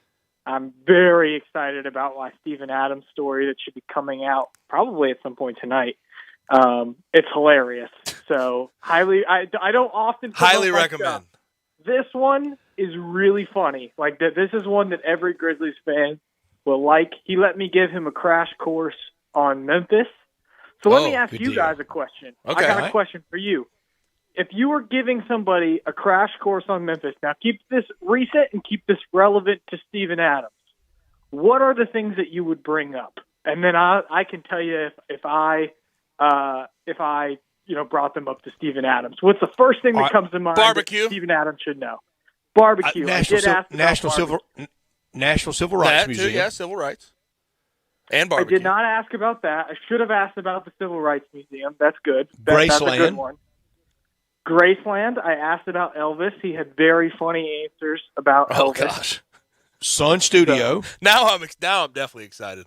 See, Sun Studios, I kind of looped into the whole music scene thing, so I didn't do Gotcha. Sun Studios Gotcha. on its own. So you can kind of lump Sun in there with Stax, and I see kind of as a group effort. Right. I mainly only asked about Elvis just because I'm trying to think of something that somebody from New Zealand would know about Memphis, right? Like, even if you're from anywhere in Tennessee, you know about Sun Studios, but like, does someone from New Zealand know about Sun Studios? Our food, our yes. food is very varied. It's predominantly barbecue, but it's not just barbecue. Now our barbecue, it is great, and it is numerous. People from out of town who come in to visit me cannot wait to just go get wings, though. I know barbecue's like the big talk, but people cannot wait to go get some honey gold wings. That's the first thing they ask me I think the wings to do. here are terrific. I think the wings here are like just as good as the barbecue, I would say. Here in Atlanta, they have great wings here and great wings in Atlanta. Right. But I agree. How about this one? This is in the story. I'm not going to give it away. I told him about Giraffe, the giraffe at the Memphis Zoo. Good deal. And I asked Steven Adams if he could have any zoo animal named after him, what animal would it be? I think it's the very last animal that you would guess Steven Adams would tell you. That's what he came up with. I would hippopotamus. No, that would be one of the first ones, I'd guess. Right? I mean, rhino, elephant, Koala. Big. I'd think big. And Drew, of course, and I know he will with the team. The team's connection and our connection, our love with St. Jude. Right. Yeah, St. Jude. I should have asked about that. I did not ask about St. Jude. I regret not asking about St. Jude for sure. Drew, I love to tell people, you think of right now, I mean, this very moment, there's some 28, 29, 30-year-old parents that just got great news at St. Jude. Mm-hmm. Yeah. Every waking moment of every day, St. Jude's performing miracles. Yep. I should have asked about FedEx and St. Right. Jude, and I didn't do a lot of the major corporations. I should have done. Well, it's not going to be your only interview with him. You got time for part 2 with him. Well, yeah. But it it was a quick. It was like 10 minutes long. I had 10 minutes to just cram as much into this interview as I could. Right. And there's so much to it was great. Take him to that campus of the University of Memphis and walk around on that campus. Take him to the campus of Lemoyne Owen. Take him to the campus of Rhodes College. I mean, the academe part of Memphis, the new it's not even that new anymore. The new law school downtown for the University of Memphis. There are so many extraordinary non-sports things about Memphis, Drew. You know what he loves? Shelby Farms. Oh, he loves Shelby Farms. He says that's one of his favorite things to do. And he's got a Belgian Malinois. I think that's how you say the breed. And he takes it out there, and he says his dog loves Memphis just as much as he does because he can take his dog to Shelby Farms. Great dog park out there. Fantastic. Yeah, he loves that. Yep. Although I got to keep my dog on a leash or she'll run off. Now, the story, I can't wait to read that. But the story that owned the news yesterday was Jaren Jackson extension getting done before the rookie extension deadline. I know it means a lot to Jaren, but it seems like it's sort of permeated throughout the locker room, and everybody is happy for him. Yeah, I believe the term that Jaren used was hugs and S. They were giving hugs and yes. That's what Gabe and I do. We do hugs and S every day, Drew. Yeah, hugs and S. And so I thought it was great. You know, it's difficult, I think, from both sides because you don't want to come out if you're the Grizzlies or Jaren and be like, "We're so thrilled, man! We got exactly what we wanted. We're so happy," and like because then it comes across as like I won, you know. When I don't think that this is like an I won situation, as much as it's we won. Let's get on the same page. We won, right? So there's not like overwhelming enthusiasm either from Jaren or from the Grizzlies, but I think privately they're both very satisfied with the way that it worked out. In Jaren's case, he gets more than $100 million. He doesn't have to go into the season worrying about, oh man, if I get hurt again, then I'm going to lose out on an opportunity for a ton of money, or, oh, I have to play awesome because this is a contract year and it's going to determine how much money I can make next off season. There's none of that worry is there anymore. And on the part of the Grizzlies, you don't have to worry about Jaren being unhappy because you weren't able to get a deal done. And as much as Jaren says that it doesn't bother him, I think it's only natural for something to bother you if you have to worry about it like that. And so I thought it was the best case scenario for all involved that they could get a deal done. I got to be honest, I didn't, as late as this went in the process, the later it went, the less likely I felt like it was like a deal was going to get done. But it happens on the very last day. I tried asking yesterday if there was any worry that it wasn't going to get done. They didn't really directly answer that question, so I'm guessing maybe there was a little bit of worry. But what matters is that the deal got done, and I think it's a great deal for both sides. And you're right, everybody seems to be very happy with it. And it seems... Go ahead. Go ahead, Drew. No, I'm sorry. Go ahead, Gabe. And it seems sort of set up the future now. I mean, it shows Ja Morant that they're going to be willing to pay him. What is that contract going to look like for Ja Morant when it comes time to pay him? Oh, I wish I had the exact numbers right in front of me, but it will be a maximum deal. Okay. It'll be something similar to what you saw Trae Young get this offseason.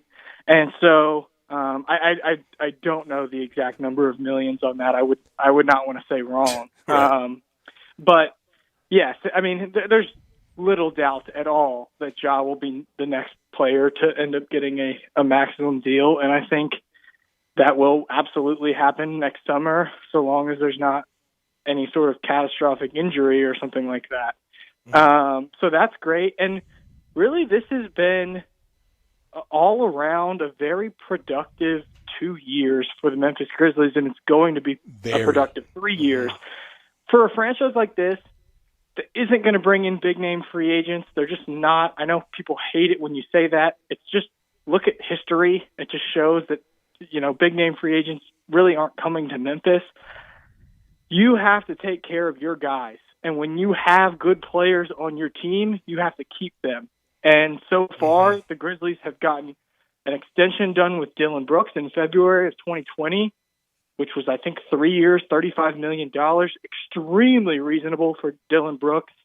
The numbers that DeAnthony Melton got last season were extremely reasonable. And you keep him. Both of those guys are still pretty young. Now you've got Jaren locked up. You've got Ja, who will get locked up next summer. And then, you still have control of Desmond Bain, Xavier Tillman, potentially Brandon Clark. That's when the decisions will end up being made. But, yes, you keep your core together. And you seem to have, at the bottom of your roster right now, a lot of salary matching type of guys that could be used in trades. Yeah. One of the questions I asked on our Grizzlies podcast to Chris Harrington was, if you had to guess, do you think that both Tyus Jones and Kyle Anderson will still be on the roster when the season ends? Both of us answered, probably not. I mean, it's always easier to not trade somebody than it is to trade someone. And I just am not so sure. Like, the way that the Grizzlies have operated, taking back bad contracts in order to get draft assets and really doing the most. That's the best way you can describe it. They're doing the most. They're doing the maximum amount that they possibly can. They're working every edge of the books that they possibly can. No question. So a team that operates that way, it's very hard to imagine that they would let any player of value walk at the end of the season without trying to get something in return for them. So you have really three guys with interesting expiring contracts: Tyus Jones, Kyle Anderson, and Jarrett Culver. And now the question is, what can you do with those contracts? Do you I mean, Kyle Anderson's a great player. Maybe you want to keep him around. Maybe you want to try to work on an extension to keep him in Memphis.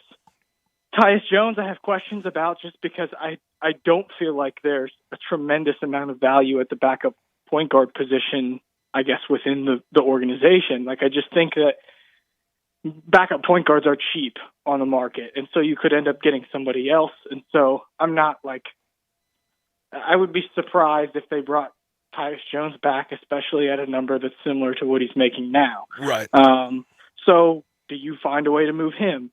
Do you move Jarrett Culver, who doesn't really look to be a factor in the actual rotation, but has a contract with enough money that might help you make a deal for a mid-level player at the deadline? I think all of these are on the table, and I think there's a relatively good chance that by the end of this year, this roster will look different than it looks on opening night. And it looks dramatically different than it looked on opening night last year. But the Grizzlies open the season tomorrow versus the Cavs at home, and Drew Hill will cover all of it all season. Make sure you follow him on Twitter at DrewHill_DM. Drew Hill from the Daily Memphian. Drew, appreciate it, man. Thanks for joining us. Thanks, guys. Appreciate it, as always. Absolutely. Thank you, Drew. Great Great job by Drew Hill and the whole team at the Daily Memphian in covering the Grizzlies. At All-Star Chevrolet, they've got a showroom full of new Tahoes and new Silverados. If you want one, All-Star Chevrolet, they've got them. All the best in Olive Branch at All-Star Chevrolet, where all the Chevys are. A whole lot of new Tahoes and new Chevys and more in transit. Claim yours now or order what you want today, and they'll get it here soon. Remember, it's not South Haven. It's not the Pike. It's not Mount Moriah. It's not Collierville. It's got to be Olive Branch at All-Star Chevrolet, just off Highway 78, Kraft Goodman Road. If you want a certified pre-owned Chevy or you're looking for a specific pre-owned car or truck, ask for Kevin, ask for Jeff, ask for Drew, ask for Scott, the whole team down there. They know this business, and they know it well. They'll find it, and they'll get it here for you, and they'll get it here for you fast. If you want to sell any car, truck, or SUV, All-Star will buy it. Even if you owe money on it, even if you didn't buy one of their cars, they'll sell the car that you have.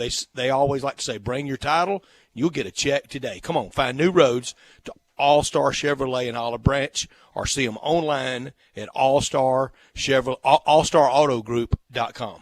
In honor of it being the first night of the NBA season, when we come back, we're going to get to our Eastern Conference picks for the NBA. We will do our Western Conference picks tomorrow, and we'll also do our playoff scenarios for the Eastern Conference. We'll do that when we come back on Sports Time with Gabe and Stats.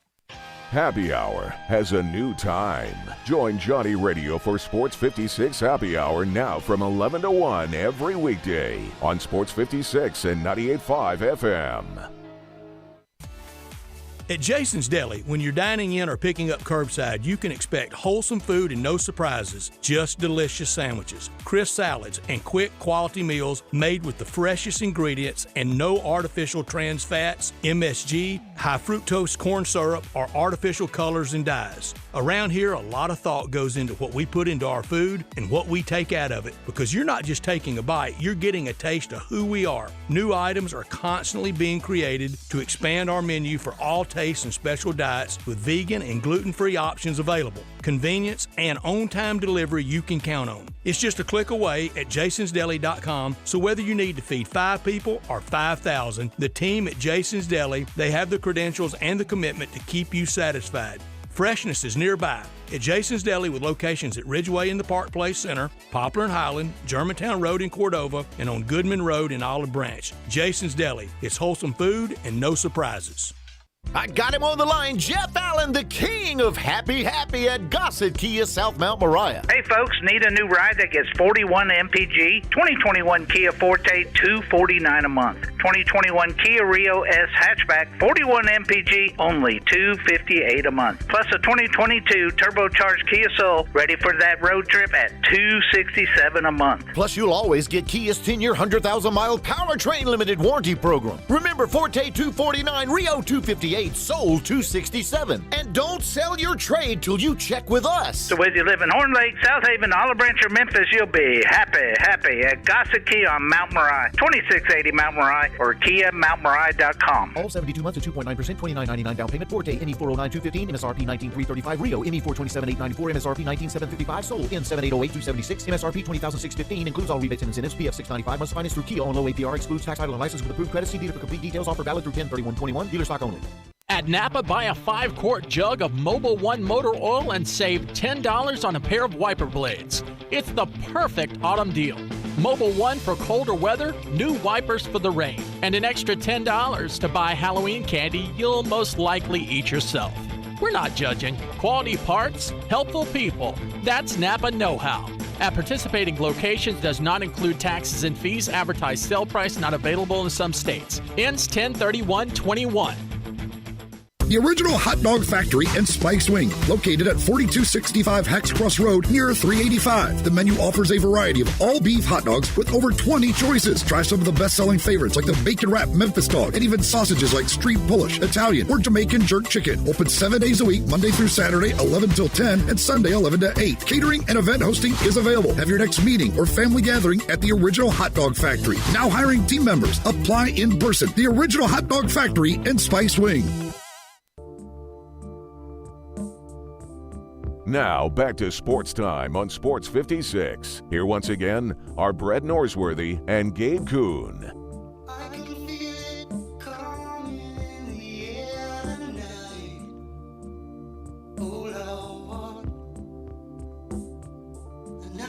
As we've been mentioning throughout the show, it's NBA opening night. Nets at Bucks at 6:30 tonight. Warriors at Lakers, 9 o'clock tonight. Those four teams have the best odds to win an NBA championship this season. And I have to mention this, missed it yesterday, but Grayson Allen, who did a good job with the Grizzlies, did a heck of a job with the Grizzlies in his stint with the Grizzlies, just signed an extension with the Bucks, who he got traded to. 2 years, $20 million. That's not bad, and I think he can provide a contribution with them. He's not going to be primary. He wasn't here. We know who's primary there. Right. I think yes. Giannis. He is unbelievable. And I'm glad we find. Are we over we're over the Batman, Superman, Robin superhero thing, right?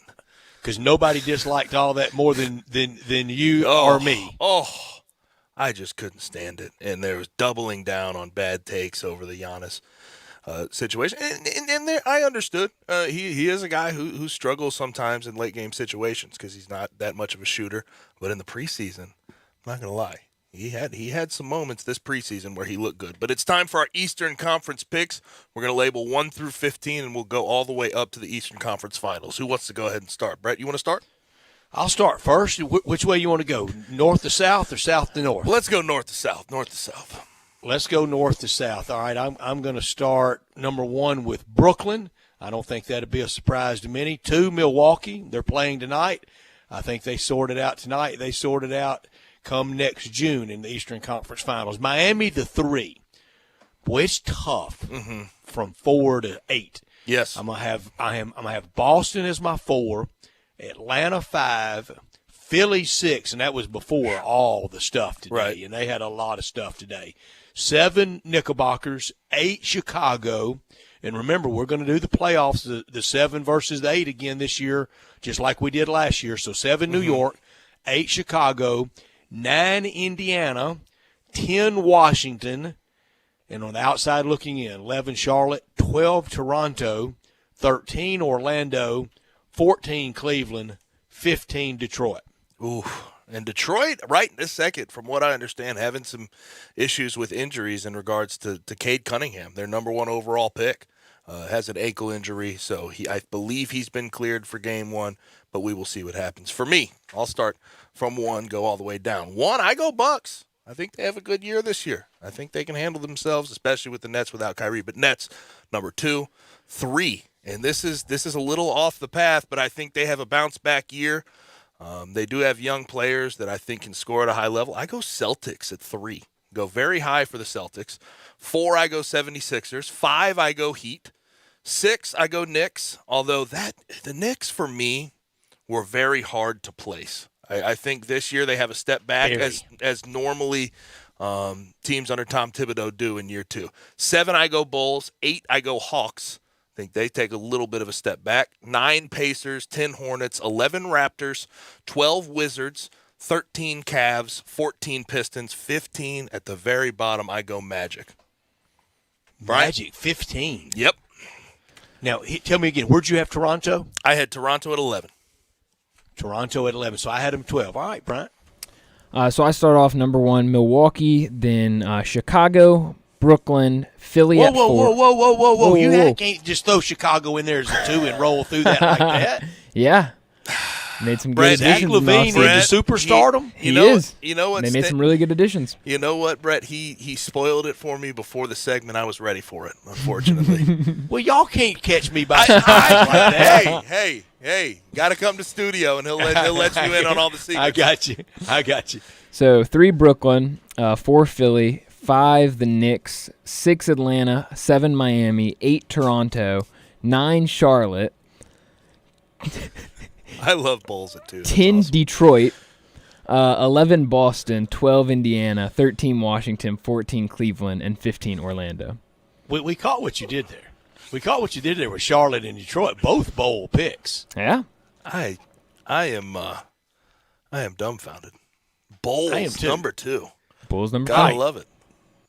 Play in, I have Chicago as the 8, playing the 7, New York, 9, Indiana at home, playing the 10, Washington. Higher seeds prevail. First round, the 1, Brooklyn over the 8, Chicago. Bryant Dacus' 2 seed. Milwaukee, my 2 seed, over the 7, New York. 3, Miami over Philadelphia, all chalk. 4, Boston over Atlanta. And then in the next round of the playoffs, Brooklyn over Boston, Milwaukee over Miami, and all the way back around to Brooklyn over Milwaukee. And the Nets go to the NBA Finals. Nets go to the NBA Finals. I think that's a pretty popular pick. I have to say that. They are favored to win the NBA Finals this year. Now, for my play-in, it was chalk. I'm going Bulls 7. They stay there. Hawks 8. They stay there. Now, for my 1 versus 8, Bucks versus Hawks, I go Bucks. 2 versus 7, Nets versus Bulls. I believe that the Bulls can actually give them a little fight, but I'm going Nets there. Celtics versus Knicks, I go Knicks. I think the Celtics drop out first round again. That would be bad for them. I know their fan base would be very disappointed. 76ers versus Heat, I go Heat. 76ers get knocked out early. Now, that would set up a 1 versus 5, Bucks versus Heat, and I go Heat. Beating the Bucks like they did in the bubble. Upset. Whoa. Yep. 2 versus Bubble 6. Heat. 2 Tyler versus Hero back to the Hall of Fame. And I do think that Heat team, Kyle Lowry as their point guard this year, I think they'll take a step in the right direction. 2 versus 6, it's Nets versus Knicks. I go Nets. And then my Eastern Conference Finals, Nets versus Heat. I go Nets narrowly, though. I think the Nets get through. Nets over Heat. Bold. I like it. All right, Bryant, you can have the Chicago Bulls back in the NBA Finals? I hope so. Not this year. Maybe next year. But I do. I guess I'm the only one of the 3 that has a shakeup with the play, and I have Charlotte jumping Toronto and getting in that 8 seed. They'll play Milwaukee. Milwaukee beats them. The Knicks beat Philly. The Nets beat Atlanta, and then Chicago beats Miami. Then I have Milwaukee beating the Knicks and the Nets beating Chicago. And then I have Milwaukee advancing to the finals once again. Milwaukee. Okay. No Nets. You think the Kyrie situation? Yeah, I just think the Kyrie situation is too much. Right. Also, a lot of injuries last year. I don't think that changes. I think those guys are pretty So yours was Milwaukee over, I'm sorry? Over Brooklyn. Over Brooklyn. Yeah. Brooklyn roster's very solid this year, though. And, yeah. Even without Kyrie. Even without Kyrie. And backup point guard Patty Mills. We know Patty Mills here. He is the all-time Grizzlies killer, if we're being completely honest. When we come back, we're going to switch gears, though. We're going to talk to our friend from collegepro.com, Bo Marchant, on the NFL. We'll do that when we come back on Sports Time.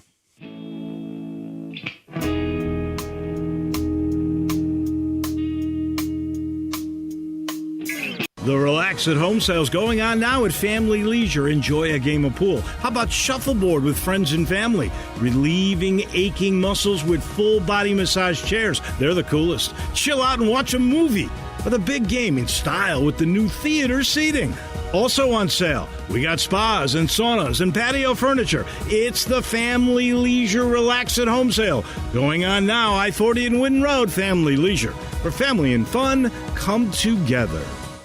Susan, it's so great to finally be able to get together again. Oh, it sure is. And I really appreciate you picking up the bill. I'm happy to. I've got the extra cash. Since we've all been driving so much more again, I've been using Get Upside, the free gas app that pays you cash back for every gallon of gas you buy. Wait a minute. Are you saying you actually get paid cash when you buy gas with the Get Upside app? Yes, up to 25 cents a gallon. Cash back every time I buy gas. Does that actually add up to anything? Some months I make $200 to $300. Wow, that's serious extra cash. I'm downloading the free Get Upside app now. Download the free Get Upside app now in the App Store or Google Play to save up to 25 cents a gallon when you buy gas. Use promo code HAUL for a 25 cents a gallon bonus on your first tank. That's up to 50 cents a gallon on your next fill-up. You can cash out anytime to PayPal or an e-gift card for Amazon and other brands. Just download the free Get Upside app and use promo code HAUL for a 25 cents a gallon bonus on your first tank. That's code HAUL. Working at Gateway Tire is not just a job, it's a profession. They're looking for career-minded people who want to advance their career in the auto industry. With 5-day work weeks, paid vacation, insurance, 401k plans, and much more, you'll enjoy their hometown approach to customer service. Come by and make Gateway Tire and Service Center the right step for your career. At Gateway Tire, we go the distance for you.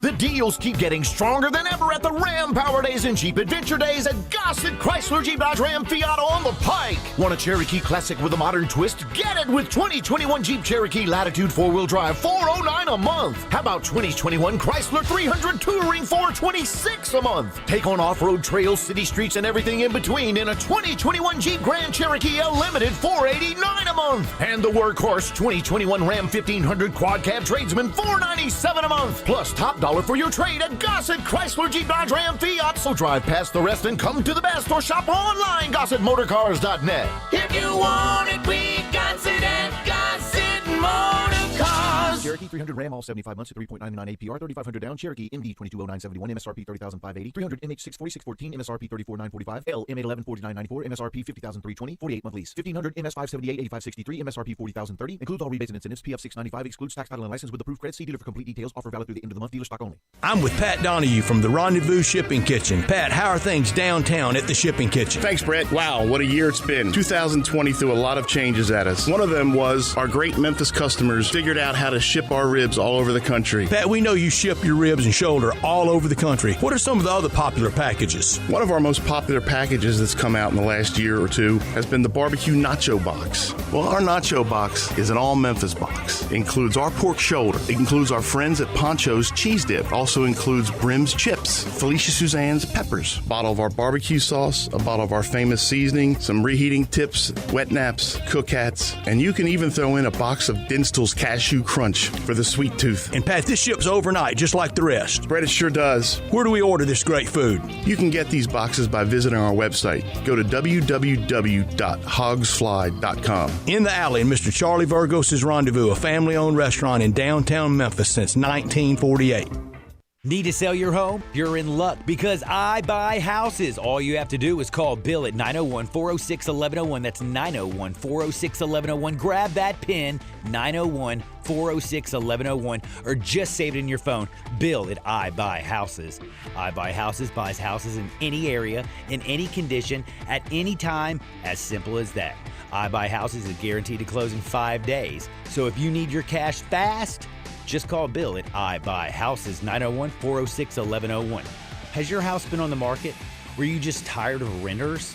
Or is it just time to start over? Well, avoid repairing, cleaning, painting, and prepping your house. Just pick up the phone and call Bill at 901-406-1101. That's Bill at I Buy Houses. If you're in Southwind, South Memphis, North Mississippi, North Memphis, Collierville, if you can hear this, just call my friend Bill at I Buy Houses, 901-406-1101. We are Sports 56 WHBQ Memphis and W253DF Memphis, Flynn Broadcasting Stations.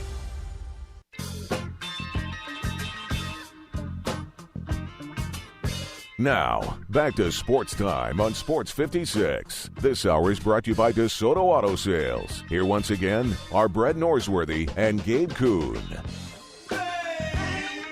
Another wild weekend in the NFL. We talk about it every Tuesday year-round with Bo Marchant from collegetopro.com. We love talking NFL with Bo, and I am glad that the NBA, that it's back, and it's back tonight. Brett Norsworthy here for FanDuel, and FanDuel's tipping things off by hooking all customers up with a risk-free same-game parlay bet. Place your first same-game parlay bet of the NBA season, and if you don't win, you'll get a refund in site credit. Combine multiple bets from the same game into one wager for bigger paydays, total points, player props, money lines, spreads, and much more. There's so many NBA market options, player point totals, rebounds, assists. You can root for your favorite players, a local player like Ja Morant or Jaren Jackson with the new contract. And if you're new to FanDuel, sign up with promo code CASH to get your first bet risk-free up to $1,000. Make the most out of the NBA season and download the FanDuel Sportsbook app to bet the NBA risk-free. Just use promo code CASH so they know I sent you. Must be 21 or older and present in Tennessee. Refund issued is non-withdrawable site credit that expires in 7 days. Offer ends 10/21/21. Max refund $10. Restrictions apply. See terms at sportsbook.fanduel.com. Gambling problem? Call the Tennessee Red Line at 1-800-889-9789. He is our guy from collegepro.com at Bo Marchant on Twitter. Bo Marchant joins us right now. Bo, how are you? I'm wonderful. How are you guys today? I am well, despite hating the call last night from I'm losing my mind, from Brian Daboll in that situation. Sean McDermott. Sean McDermott too, I guess. But what did you think of it? Did you like it? Did you hate it? I mean, if you're a Bills fan, you just gag at the idea that he slipped and they were unable to, make a first down and then get in the end zone. They were reluctant to try to tie the game. I did like the call. I thought it was a confident message to the team that, hey, I believe we can do this. And I think, at least in my mind, you're upset that you lost. It's going to dig at you. But I think on the flip side, I think you felt pretty confident that, you were in position to basically tie the game. You did move the ball downfield, and you had an opportunity to win it. And, I think in the back of their mind, I think they did lose the game. Let's not mistake that.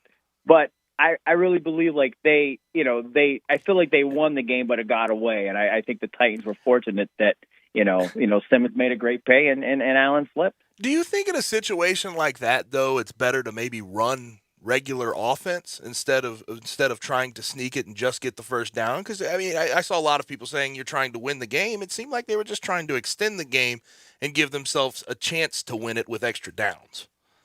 Yeah, I see both sides. And the play call within itself, Josh Allen's, 6'5", 265. Yeah, huge. So, and Singletary and Moss are more of those third down option type backs. It's not like they're power backs, I think. It's one of those, we could debate it. I had no money invested in the game, neither one of those teams. I thought it was a great game.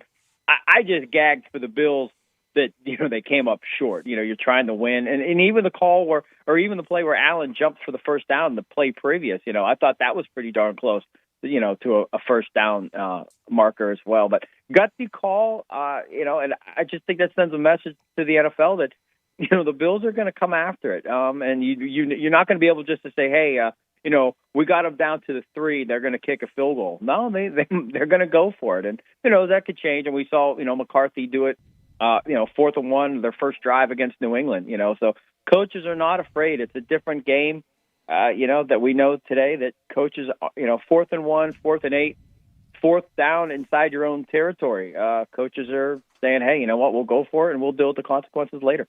They're not scared. And a coach that was in the AFC Championship game last year, and Sean McDermott, he's got a little clout, a lot of cred with his ownership group. Statement win for Baltimore. All of us doing our picks on Friday, we were all infatuated with the sexy Los Angeles Chargers. John Harbaugh put one on them.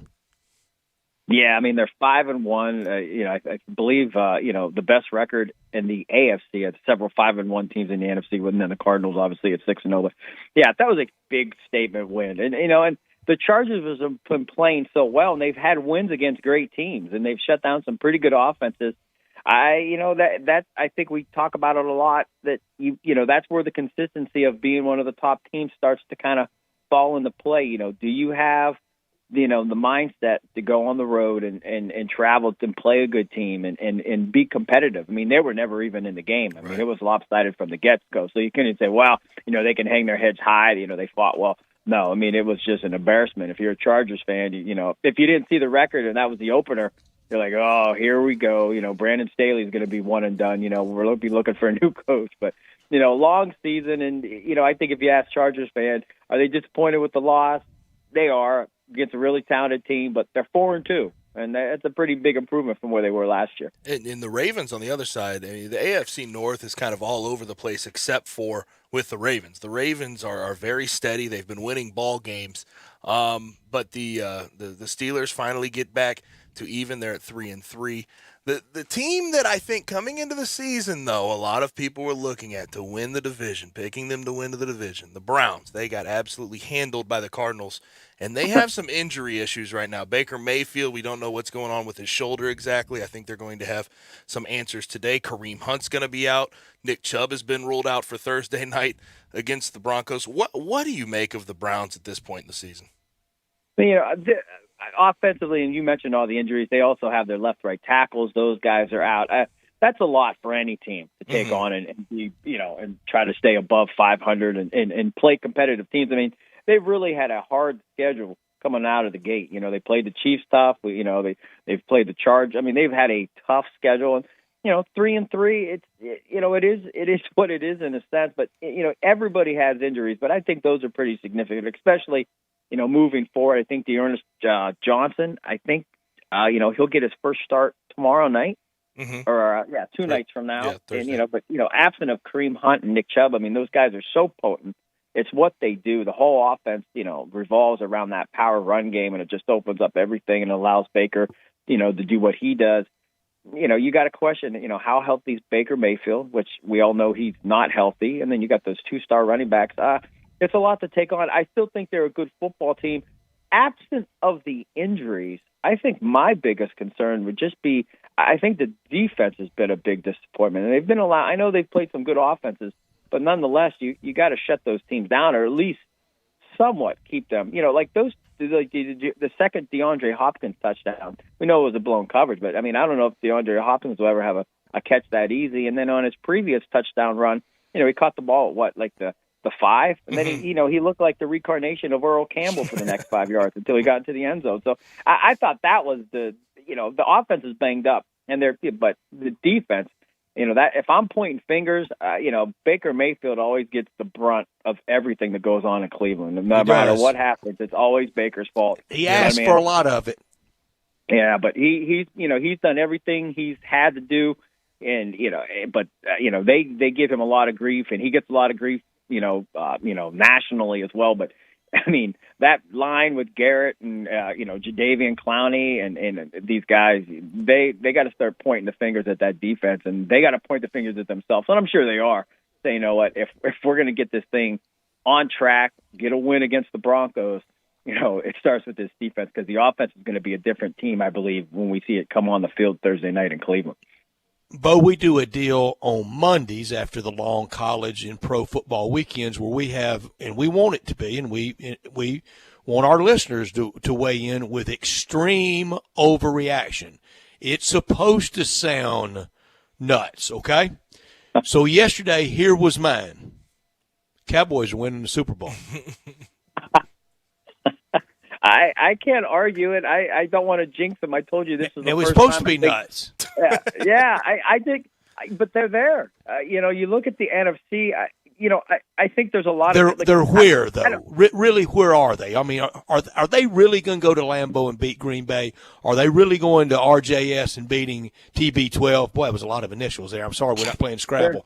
Sure. Are they really beating Kyler Murray at the Big Toaster in Phoenix? I believe so. I mean, I think the Rams, if the defense plays up to par, I think the Rams are still the team to beat in the NFC. Just I just think, offensively, we know they're going to be good. And, if the defense with Ramsey and Donald, we know the big names, but if they can beat that stout defense that we've seen in the past, I think the Rams are the team to beat. When I look at the Green Bay Packers, I look at the Buccaneers, I look at the Cardinals, I don't think those teams are unbeatable. I think they all can be beat. And, we've seen Rodgers struggle in the postseason. You guys know I'm not on the Buccaneer bandwagon. I think there's a lot of, I thought about it, not to go back, but everyone was talking about Antonio Brown, those last two throws before the Buccaneers. Bo. Oh, we lost Bo. We lost Bo. I don't think I lost did Bo. that. We'll catch back up with you. I don't think I did that. I don't think I hit the wrong button. I think we're good. But Dak was spectacular on Sunday, and I think he's ready for it. But is that defense? And again, right now, if it started today, and it doesn't, the Cowboys would be in that 4 spot. Right behind them, the Rams is a very dangerous road wild card team. You wouldn't. I don't think you want to be in that 4 or 5 spot. We've got Bo back and Bo. See, just talking like you were talking about Tom Brady. Look what it did to the cell phone gods. Yeah. See that? Okay. Yeah. So Tom Brady is the greatest. But I believe he threw those 2 passes, the Brown in the end zone at the end of that game, because he didn't have a touchdown pass. I think a little bit of him was like, I'm coming back to New England. I'm going to get a TD. I'm going to get a TD pass. And lo and behold, he doesn't. They end up kicking the field goal, win the game, and and then they go off and he terrorizes all these other defenses. I think he had 5 touchdowns against whatchamacallit the game after. But I'm just not sold on the Buccaneers. I know they're defending champions, and then you got the Cardinals. As great as they are, I think we're all going to be skeptical until we see it postseason, right. And we get a playoff win. And I just think that's natural. It's the progression of sports where like in boxing, you can't be the champion until you beat the champion. So, but they're right there. Of all those teams, but I do believe the Cowboys, like Diggs and all those interceptions, coming back real quick. I just think those are some of the characteristics you see when you have that Cinderella season where all that stuff goes your way. We know all these previous years with the Cowboys, that never falls into place. What happened the last time the Cowboys went to Foxborough and won was 1987. Raymond Berry was the coach of the Patriots, and that game also went in overtime. So think about that. So 1987, Raymond Berry versus Tom Landry, and that was the last time the Dallas Cowboys went to Foxborough and put out a victory until this weekend.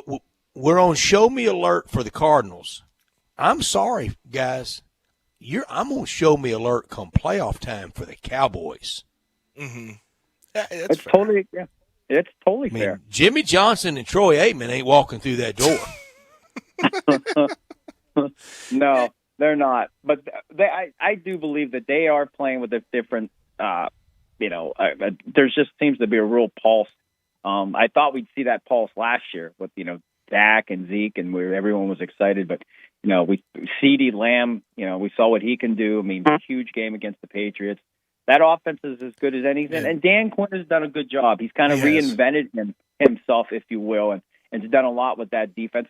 A defense that's think that they're 5-1, they're playing that well, and they get rid of Jalen Smith. They release him because of contract issues, and Leighton Vander Esch has kind of taken a step back. But you would think, hey, all 3 of those linebackers are playing, Hall of Fame level, and they're dominating, but they're getting it done. And again, I think Dan Quinn he's done a heck of a job. And with the Cowboys too, they do have an aging O-line, so I wonder if they're going to be able to hold up the rest of the year. And with Trayvon Diggs, I understand that the guy is a defensive player of the year leader right now. He's got to be the leading candidate with 7 interceptions in 6 games. But correct me if I'm wrong, Bo. There are times when Trayvon Diggs, yes, he's a playmaking type corner, but he does give up quite a bit of separation. Thank you, Gabe. Thank you. You saw it Sunday. Yeah. He makes that big play, and then it was skinny post. Yeah. And then it was Toast City on the next play. I'm glad you guys brought that up, because as he should. When you have 7 interceptions and you've only played 6 games, you're going to get a lot of hype. But Kendrick Bourne, he did the true identity on Diggs in that route. It looked like, well, and did we? I mean, I said it like, here we go. This is the Cowboys. They blow a game. They should have won. Typical, what they do. But lo and behold, and I think that's the difference in this team is they came back and they were able to win the game, and that's just something we just haven't seen from them in the past. Yeah, and that's Dak. And granted, you wanted safety help on that deep post with Kendrick Bourne, but at the same time, I mean, Trayvon Diggs, I love what he's done. But it just does not seem all that. It doesn't seem like he can carry this pace throughout the rest of the regular season. Now, another guy, he had that trick or treat quotient to him at Alabama. Yeah, too. Yes, he did. Now. The other guy that I am looking at for Defensive Player of the Year played on Sunday night, and you're very familiar with watching his work, T.J. Watt. You think that the Steelers are about happy that they agreed to that 4-year, $112 million extension at this point? Yeah, I mean, I think so. They probably weren't happy after they got it and he got hurt the first week after he signed the contract. But yeah, no, they have to be. And him and not only are they happy with the big money I'm probably not happy with the big money they gave him, but the way he's playing. But I think they have to be equally happy. Opposite of him is, the third-round pick out of Charlotte when Alex Hyman in his second season. I mean, I think they had 3.5 sacks between the two. And they basically dominated that game from the get-go to the finish, and they were really the ingredients that got the Steelers over the hump. And I'm very hesitant. I thought that was an ugly win. I really do. I mean, to be up, 14-0, 17-0, and then if Jamal Adams catches that pass, I mean, the Seattle Seahawks, he almost picked Ben off, and if it doesn't deflect off his helmet, they're not 3-3, they're 2-4. So I still think that offense is a work in progress. Ben, 86% passer rating. That is the low end of the National Football League. You're in the, Tyler Heineke, Trey Lance, Mac Jones. I mean, Ryan Tannehill. Those are the guys in that area. And it's just not good quarterback play. We can slice it any way you want. It's just not good quarterback play. So they still have a lot of work to do offensively, and I just think it's going to be. We know this is going to be the calling card of the Steelers all year. That defense is going to have to play lights out. It's going to have to come from the highest paid defensive player in Watt, doing what Watt does best, and that's get to the quarterback, and then hope that defense can handle it, and the offense scores enough to kind of get them through. But the sack to end a drive, and then the next drive comes out, and he punches it out on another sack. That was unbelievable, and the impact he has on the game is crazy. But it seems like, last thing for you, it seems like the Steelers have sort of found what they need to do offensively to take some of the pressure off Ben. 24 attempts, 25 attempts for Najee Harris. Now, granted, I don't think they'll be able to run the ball against every team like they did the past 2 weeks, but that seems to be the formula to get that offense going.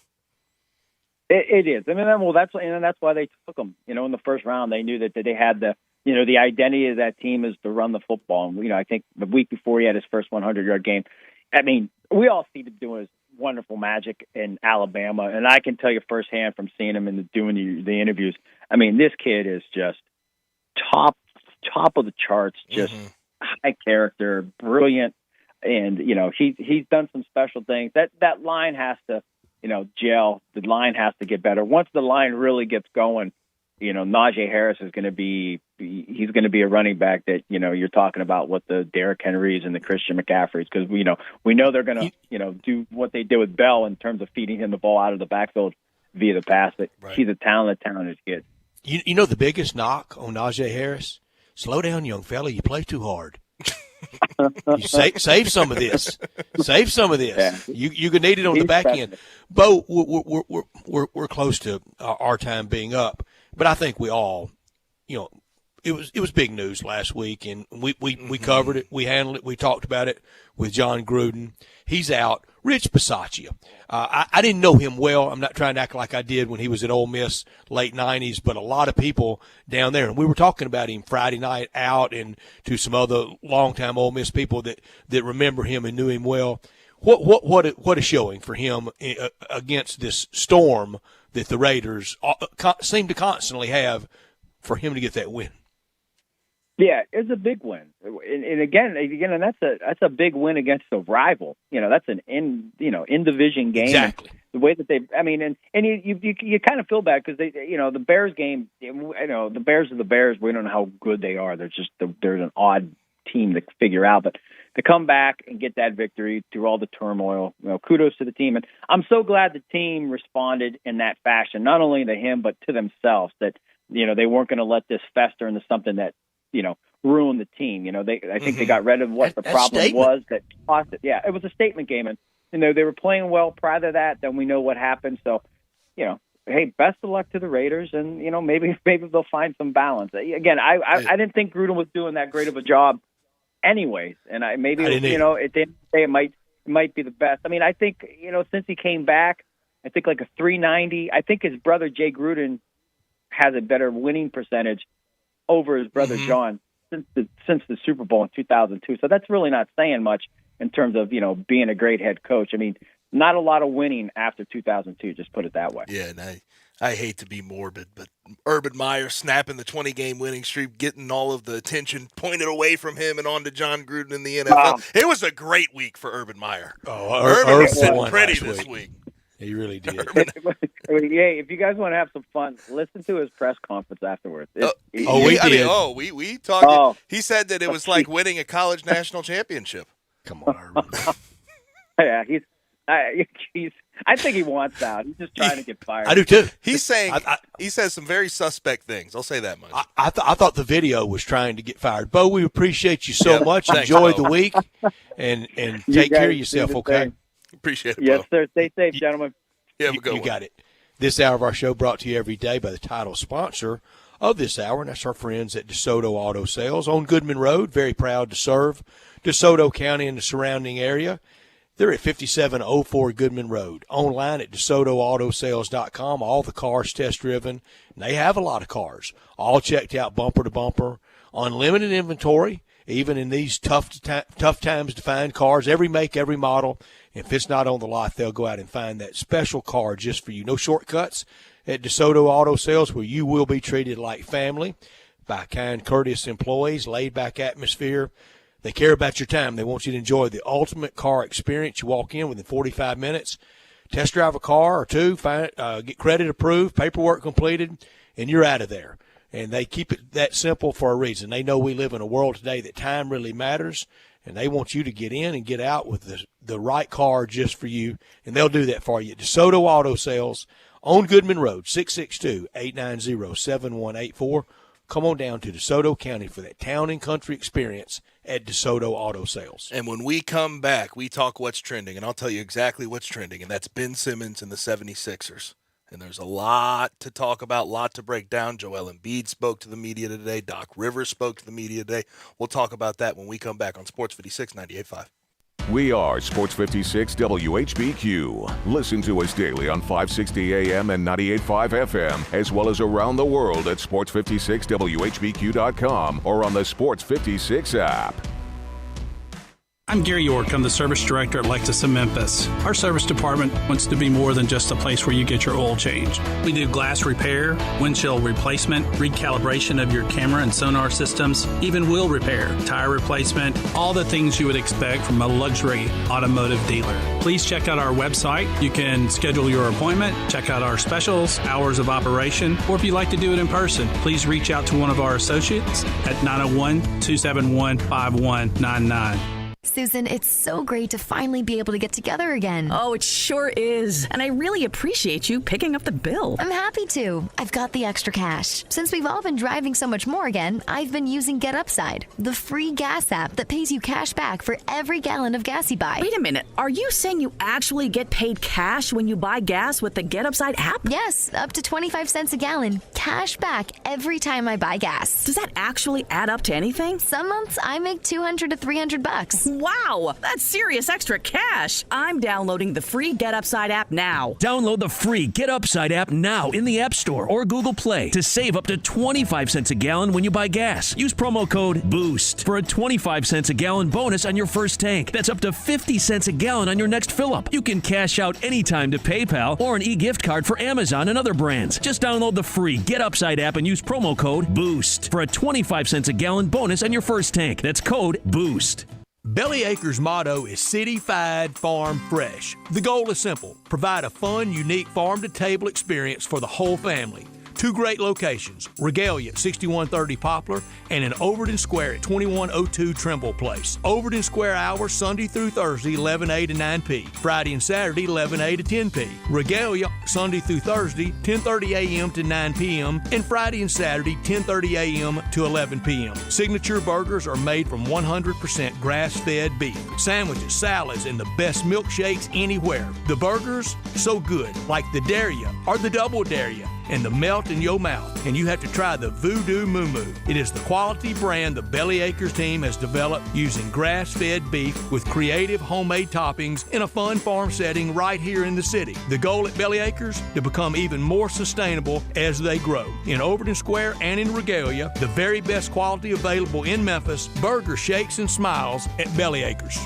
AC trouble? Call Air Doctors of Memphis, 901-598-HVAC. Owner Matt Davis is a third-generation full-service air conditioning specialist. Air Doctors of Memphis services all major brands, and labor and parts are guaranteed 100%.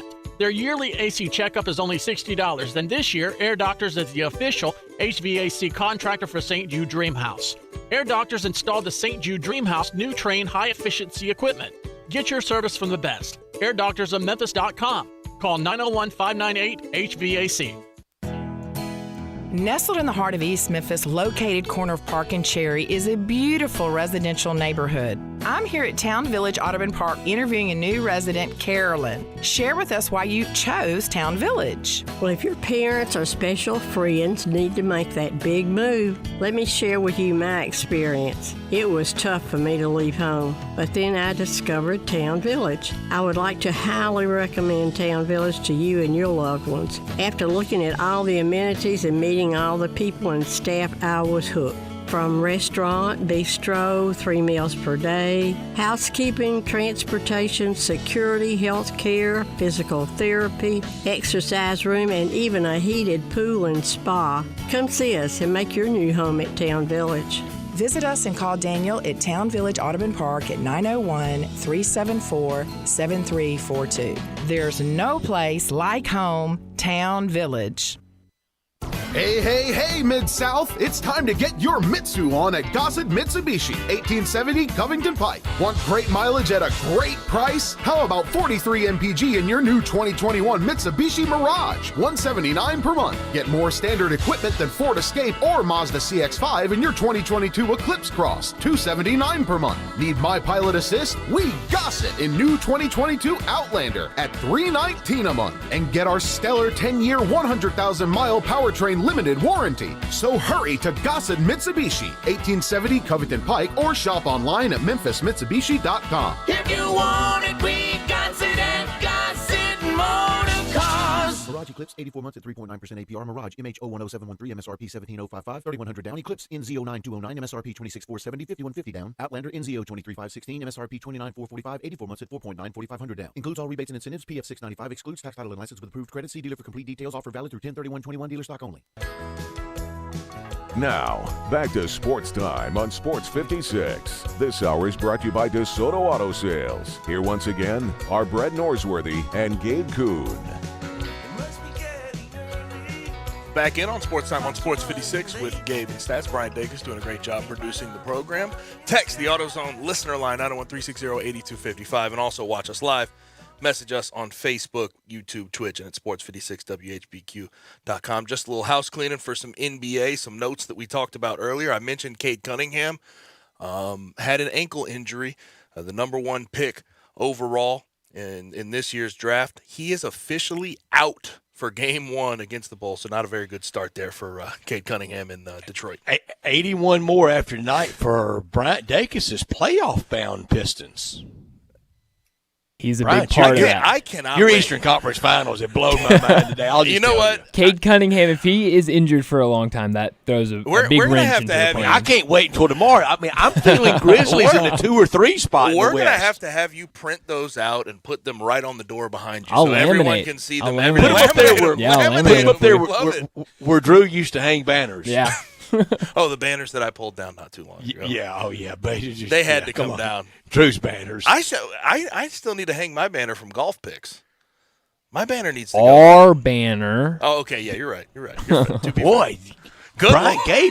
Gabe did jump out there and did. put a picture, didn't he? I got to hang my banner. What? I don't know, man. And I got the lead. Drew still thinks he did something for that golf banner. He did nothing but land y'all in third place out of 4. If it was up to Drew, we would have a full-on Rings. wrestling belt with a G on it for Golf Picks. If it was up to Drew, we would have a Mayor Strickland proclamation for y'all with y'all a paid day off. I'm okay you're all with for that. that? I'm not opposed to it. Issue with that. But I'm ready for the NBA. And Gabe, we started with this, and I mean it. And the soft spot in my heart was for the late, great David Stern. He believed in Memphis. Now, we know why we got a team. The NBA now, the Pursuit team, the long ago named Pursuit team, they made an offer that Mike Heisley could not turn down. A lot of it up front, a lot of it cash on the barrelhead. It was no if you build it. It was you gonna build it or we ain't coming. And we did on time. The late great Arnold Pearl, Mayor Willie Harrington, how he came through in that seminal moment for our town to finally be in the major leagues.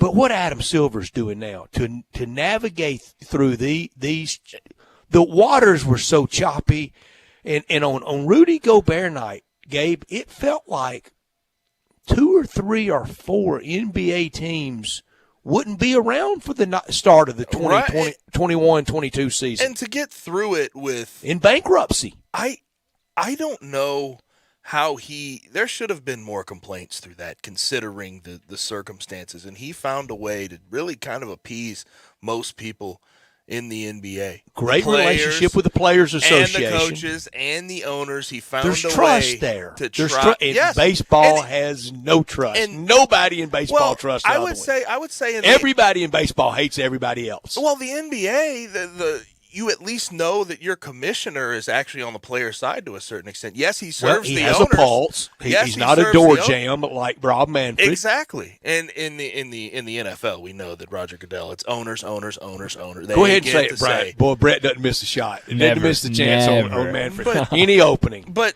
the fact that he actually serves the players to a certain extent is fantastic. And he serves his bosses. He deserves something. I mean, they need to absolutely give him. I don't even know what you do for him. I mean, he has navigated through these times so well. He has, and they got one more to go. They've got to kind of bite it for this year, get to that end date, the traditional end date, and then next year we'll see if the season starts a little bit later and less in the compacted, congested football monster world we live in. The one complaint I've heard about Adam Silver this year, and as far as the owners go, and mandating a vaccination, the Kyrie Irving conversation that was brought up to him yesterday, he said the Kyrie Irving choice is not a league issue. And I think the NBA at this point, 96% vaccinated. That is a very high number. We're talking about 15. We're talking about 15 guys that are probably unvaccinated at this moment. Gabe, do you realize in our society we can't get 96% of the people to agree that it's 5:36 in the Central Time Zone on Tuesday afternoon, October 19th? I'm in agreement. 96% should be that should be an applauded number. That shouldn't be. We shouldn't be worried about the other 4%. I don't mean this as a cheap shot. I don't know that we can get 96% to believe that the Earth is round. Kyrie Irving, Kyrie had something to do with it. It definitely wouldn't be 96%. But I've heard some. He has a constituency. I've heard some people try to give him some flack for that, saying, "Well, he could have mandated it." We're talking about 15 guys. And he has done everything he can to make it uncomfortable on those guys, but it is their choice, unless they are in a municipality. Unless they're in a municipality. LeBron speaking up. Right. That helped. And that big microphone that he has. But at the same time, LeBron did admit that he thinks it's a personal decision, and if you do not want to get it, he's not going to say you have to, and he's not going to try to force you to get it. So, and I don't think anybody disagrees with it. It is very personal, and it's what the country, what we've been through. Well, COVID, I'll say it again.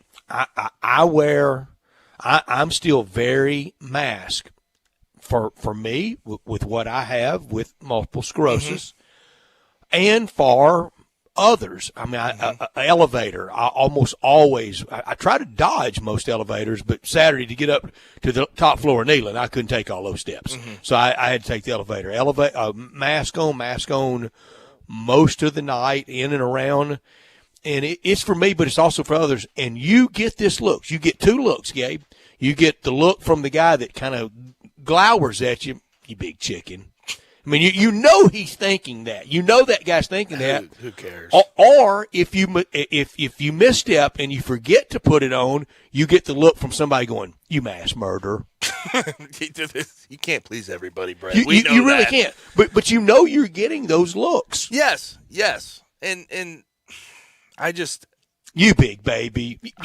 Who are you, son of Sam? No, it's neither one. In your thought process and trying to not just help yourself but help those around you, I just wish everyone had that same thought process. And that's why the Kyrie Irving thing frustrates the heck out of me, because Kyrie Irving's refusing to get a vaccination, and he's a guy who tries to act like he's a guy of the people, a voice for the voiceless.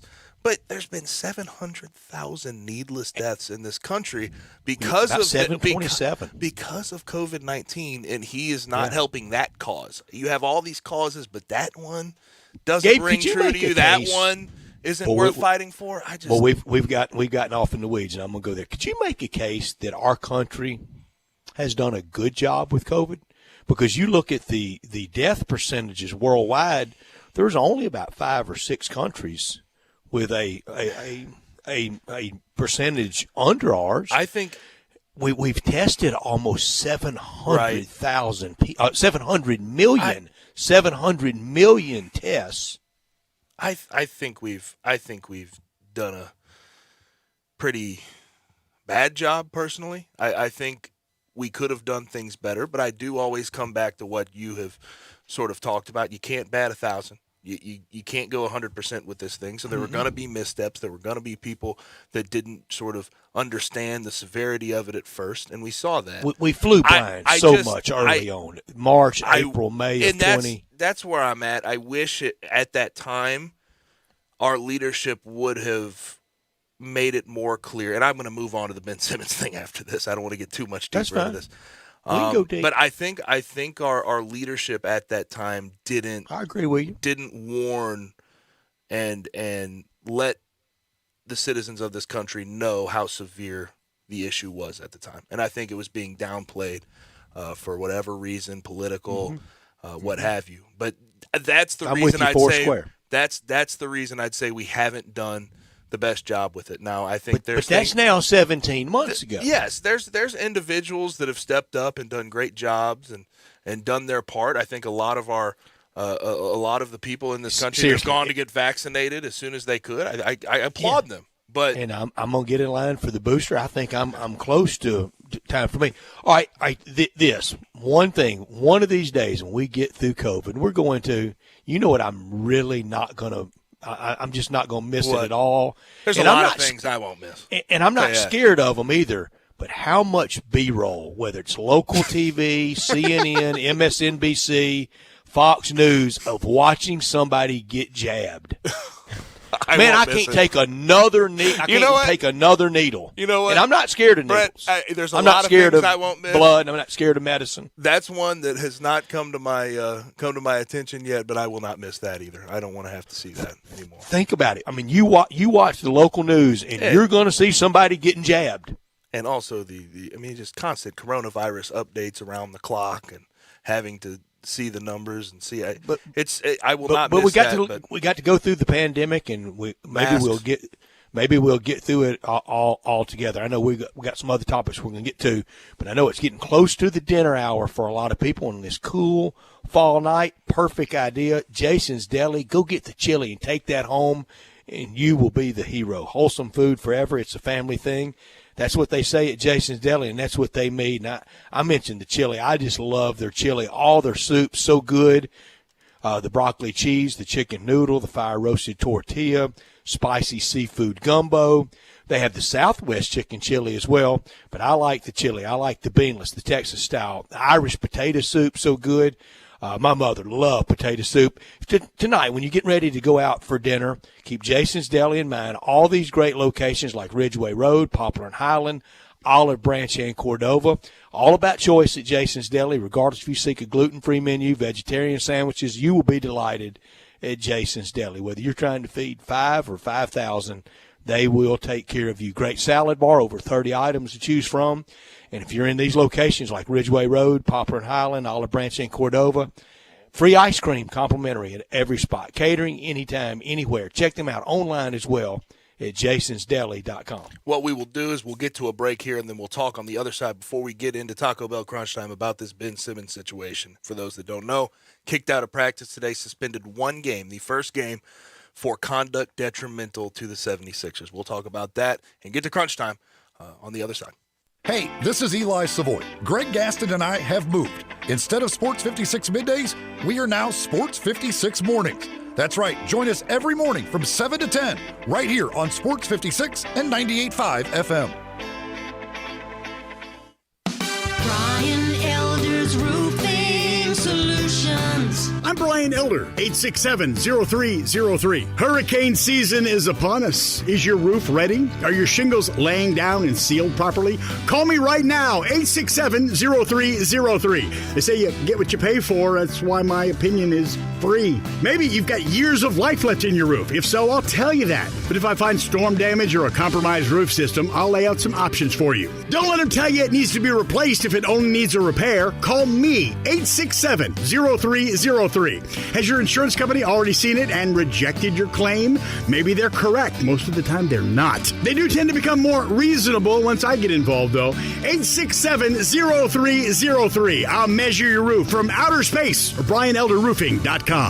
Call 867-0303. Brian Elder's Roofing Solutions. Susan, it's so great to finally be able to get together again. Oh, it sure is. And I really appreciate you picking up the bill. I'm happy to. I've got the extra cash. Since we've all been driving so much more again, I've been using Get Upside, the free gas app that pays you cash back for every gallon of gas you buy. Wait a minute. Are you saying you actually get paid cash when you buy gas with the Get Upside app? Yes, up to 25 cents a gallon. Cash back every time I buy gas. Does that actually add up to anything? Some months I make $200 to $300. Wow, that's serious extra cash. I'm downloading the free Get Upside app now. Download the free Get Upside app now in the App Store or Google Play to save up to 25 cents a gallon when you buy gas. Use promo code PASS for a 25 cents a gallon bonus on your first tank. That's up to 50 cents a gallon on your next fill-up. You can cash out anytime to PayPal or an e-gift card for Amazon and other brands. Just download the free Get Upside app and use promo code PASS for a 25 cents a gallon bonus on your first tank. That's code PASS.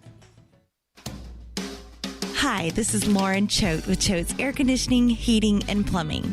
Fall is in the air, and so are Choate's Early Bird Specials. Right now, receive $1,000 off the purchase of a new Carrier gas furnace. Carrier furnaces come with some of the best warranties in the industry, and Choate's has been professionally installing them for over 60 years. As a Carrier factory authorized dealer, Choate's also offers competitive financing solutions for you and your family. If your heating system is in good shape, make sure you take advantage of Choate's Early Bird Tune-Up Special for $60. This tune-up is an in-depth 20-point inspection to make sure your furnace is ready for the winter season ahead. So call 347-8086 to schedule your Early Bird Special today. And turn to the experts with Choate's and let our family serve your family. Get in zone, AutoZone. Welcome to AutoZone. What are you working on today? Sure thing. We can help you replace those wipers. If yours are squeaking or streaking, it's probably time. We've got a wide selection of wipers that can stand up to any weather, including the right ones for your make and model. We've even got more ways to get them fast, like our next day delivery or free same-day store pickup. Getting the job done just got easier. Restrictions apply. Get in zone, AutoZone. Tiger Nation, your 2021 NIT champion Memphis Tigers are back and ready to make a splash in the American Conference. Season tickets are on sale now. Don't miss a minute of the action with the #1 recruiting class and a brand new coaching staff with Hall of Famer Larry Brown and former NBA star Rasheed Wallace. To lock in your seats for all the action and excitement, call 901-678-2331 or visit GoTigersGoTix.com today. Now, back to Sports Time on Sports 56. This hour is brought to you by DeSoto Auto Sales. Here once again are Brett Norsworthy and Gabe Kuhn. Welcome back in. Sports Time on Sports 56 with Gabe and Stats. Last segment here. And, Brett, this Ben Simmons situation is getting worse and worse by the day. Kicked out of practice today, suspended 1 game for conduct detrimental to the 76ers. And the issue came today when Doc Rivers, during practice, told him to participate in a defensive drill. He denied 1 time, and then it came around again. Doc Rivers asked him yet again, and he denied again. Yesterday, there was also footage of him doing a defensive drill with his phone in his pocket. Doc Rivers has said, I thought he was a distraction today. I didn't think he wanted to do what everyone else was doing. And he doesn't. And he's going to drive it over the cliff. And next time in the CBA, there's got to be some recourse for the team when the player just becomes this obstinate. And I wanted to play this because I know that Joel Embiid and him have had some issues. And Joel Embiid, after the loss last year in the playoffs, basically blamed it on Ben Simmons not going up for a dunk when he should have, and they ended up getting 1 free throw. But this was Joel Embiid today when he was asked about Ben Simmons. At this point, I don't care about that man, honestly. He does whatever he wants. That's not my job. That's those guys' jobs. I'm only focused on trying to make the team better, win some games, play hard every night. Try to lead, the guys that we have here, and I'm sure they feel the same way because, our chemistry has been excellent despite, everything that's been happening in the last few months. Like I said, I don't really care. And he basically said, "I don't care about that man." Honestly, That's what, and the accent made it even better. That's what came out of his mouth. And I have been Team Ben Simmons most of the time through this whole back and forth. He doesn't have to fix his trade value. That's the one thing with the 76ers. I thought the whole time he doesn't have to come back to fix it. But at the same time, you can't continually hurt it every single day. There's no defending horse's rear end. Exactly. There's no defending what he did today. And it's adding to his soft, coddled sort of narrative around him. And the message that he's sending to other teams is that adversity strikes and he folds. That's what it is, and he still wants to be the center of attention. And he's had that coddling since he's been about 13. Yeah, it's unbelievable. But Ben Simmons, we'll see how this plays out. But it's time for Crunch Time.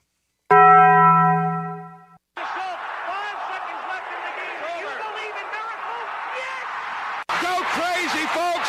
Go crazy! This is for all the biggest Crunch Time. You are looking live. In your life have you seen anything like that? Goodbye!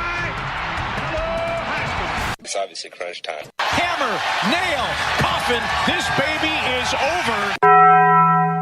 Looking for something new at Taco Bell? Try the original tacos meets the instant classic, nacho fries. There's bound to be some magic.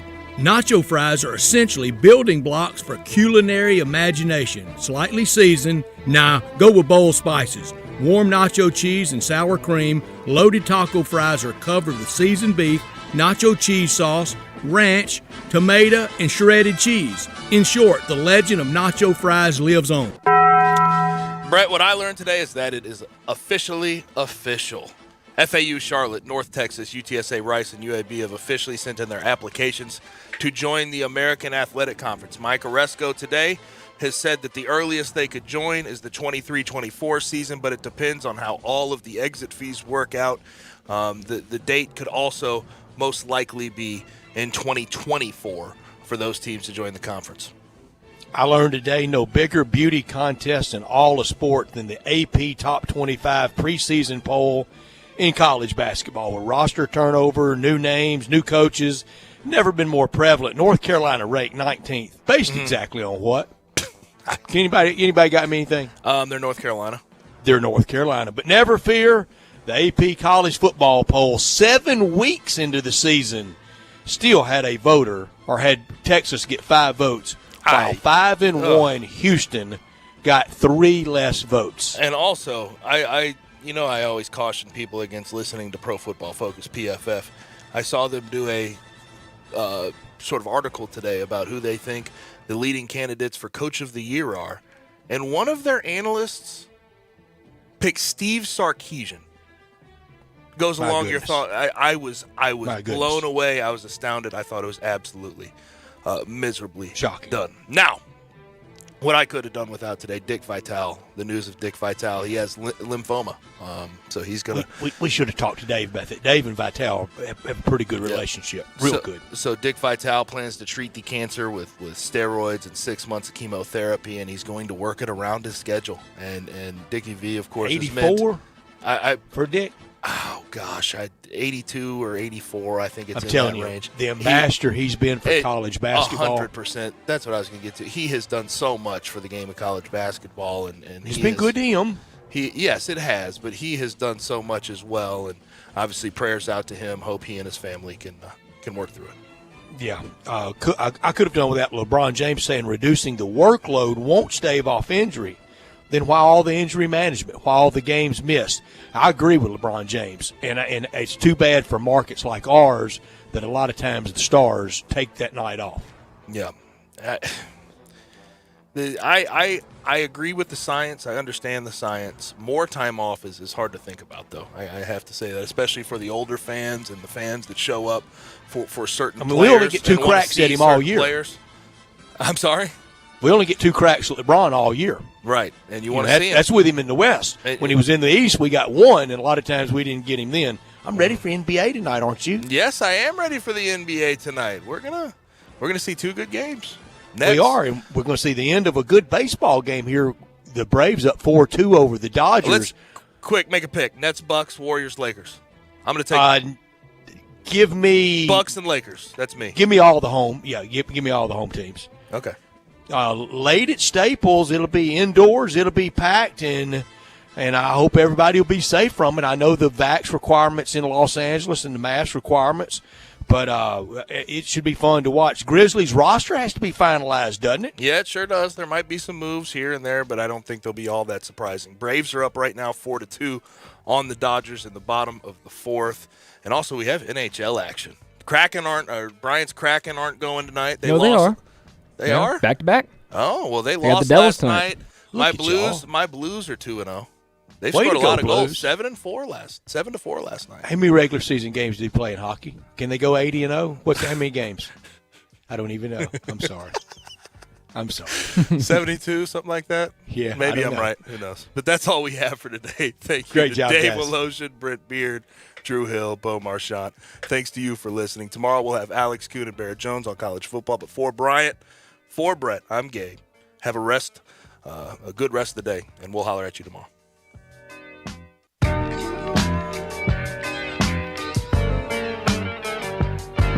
It's time to get peace of mind with Kia's 10-year, 100,000-mile powertrain limited warranty, and Gossett's got the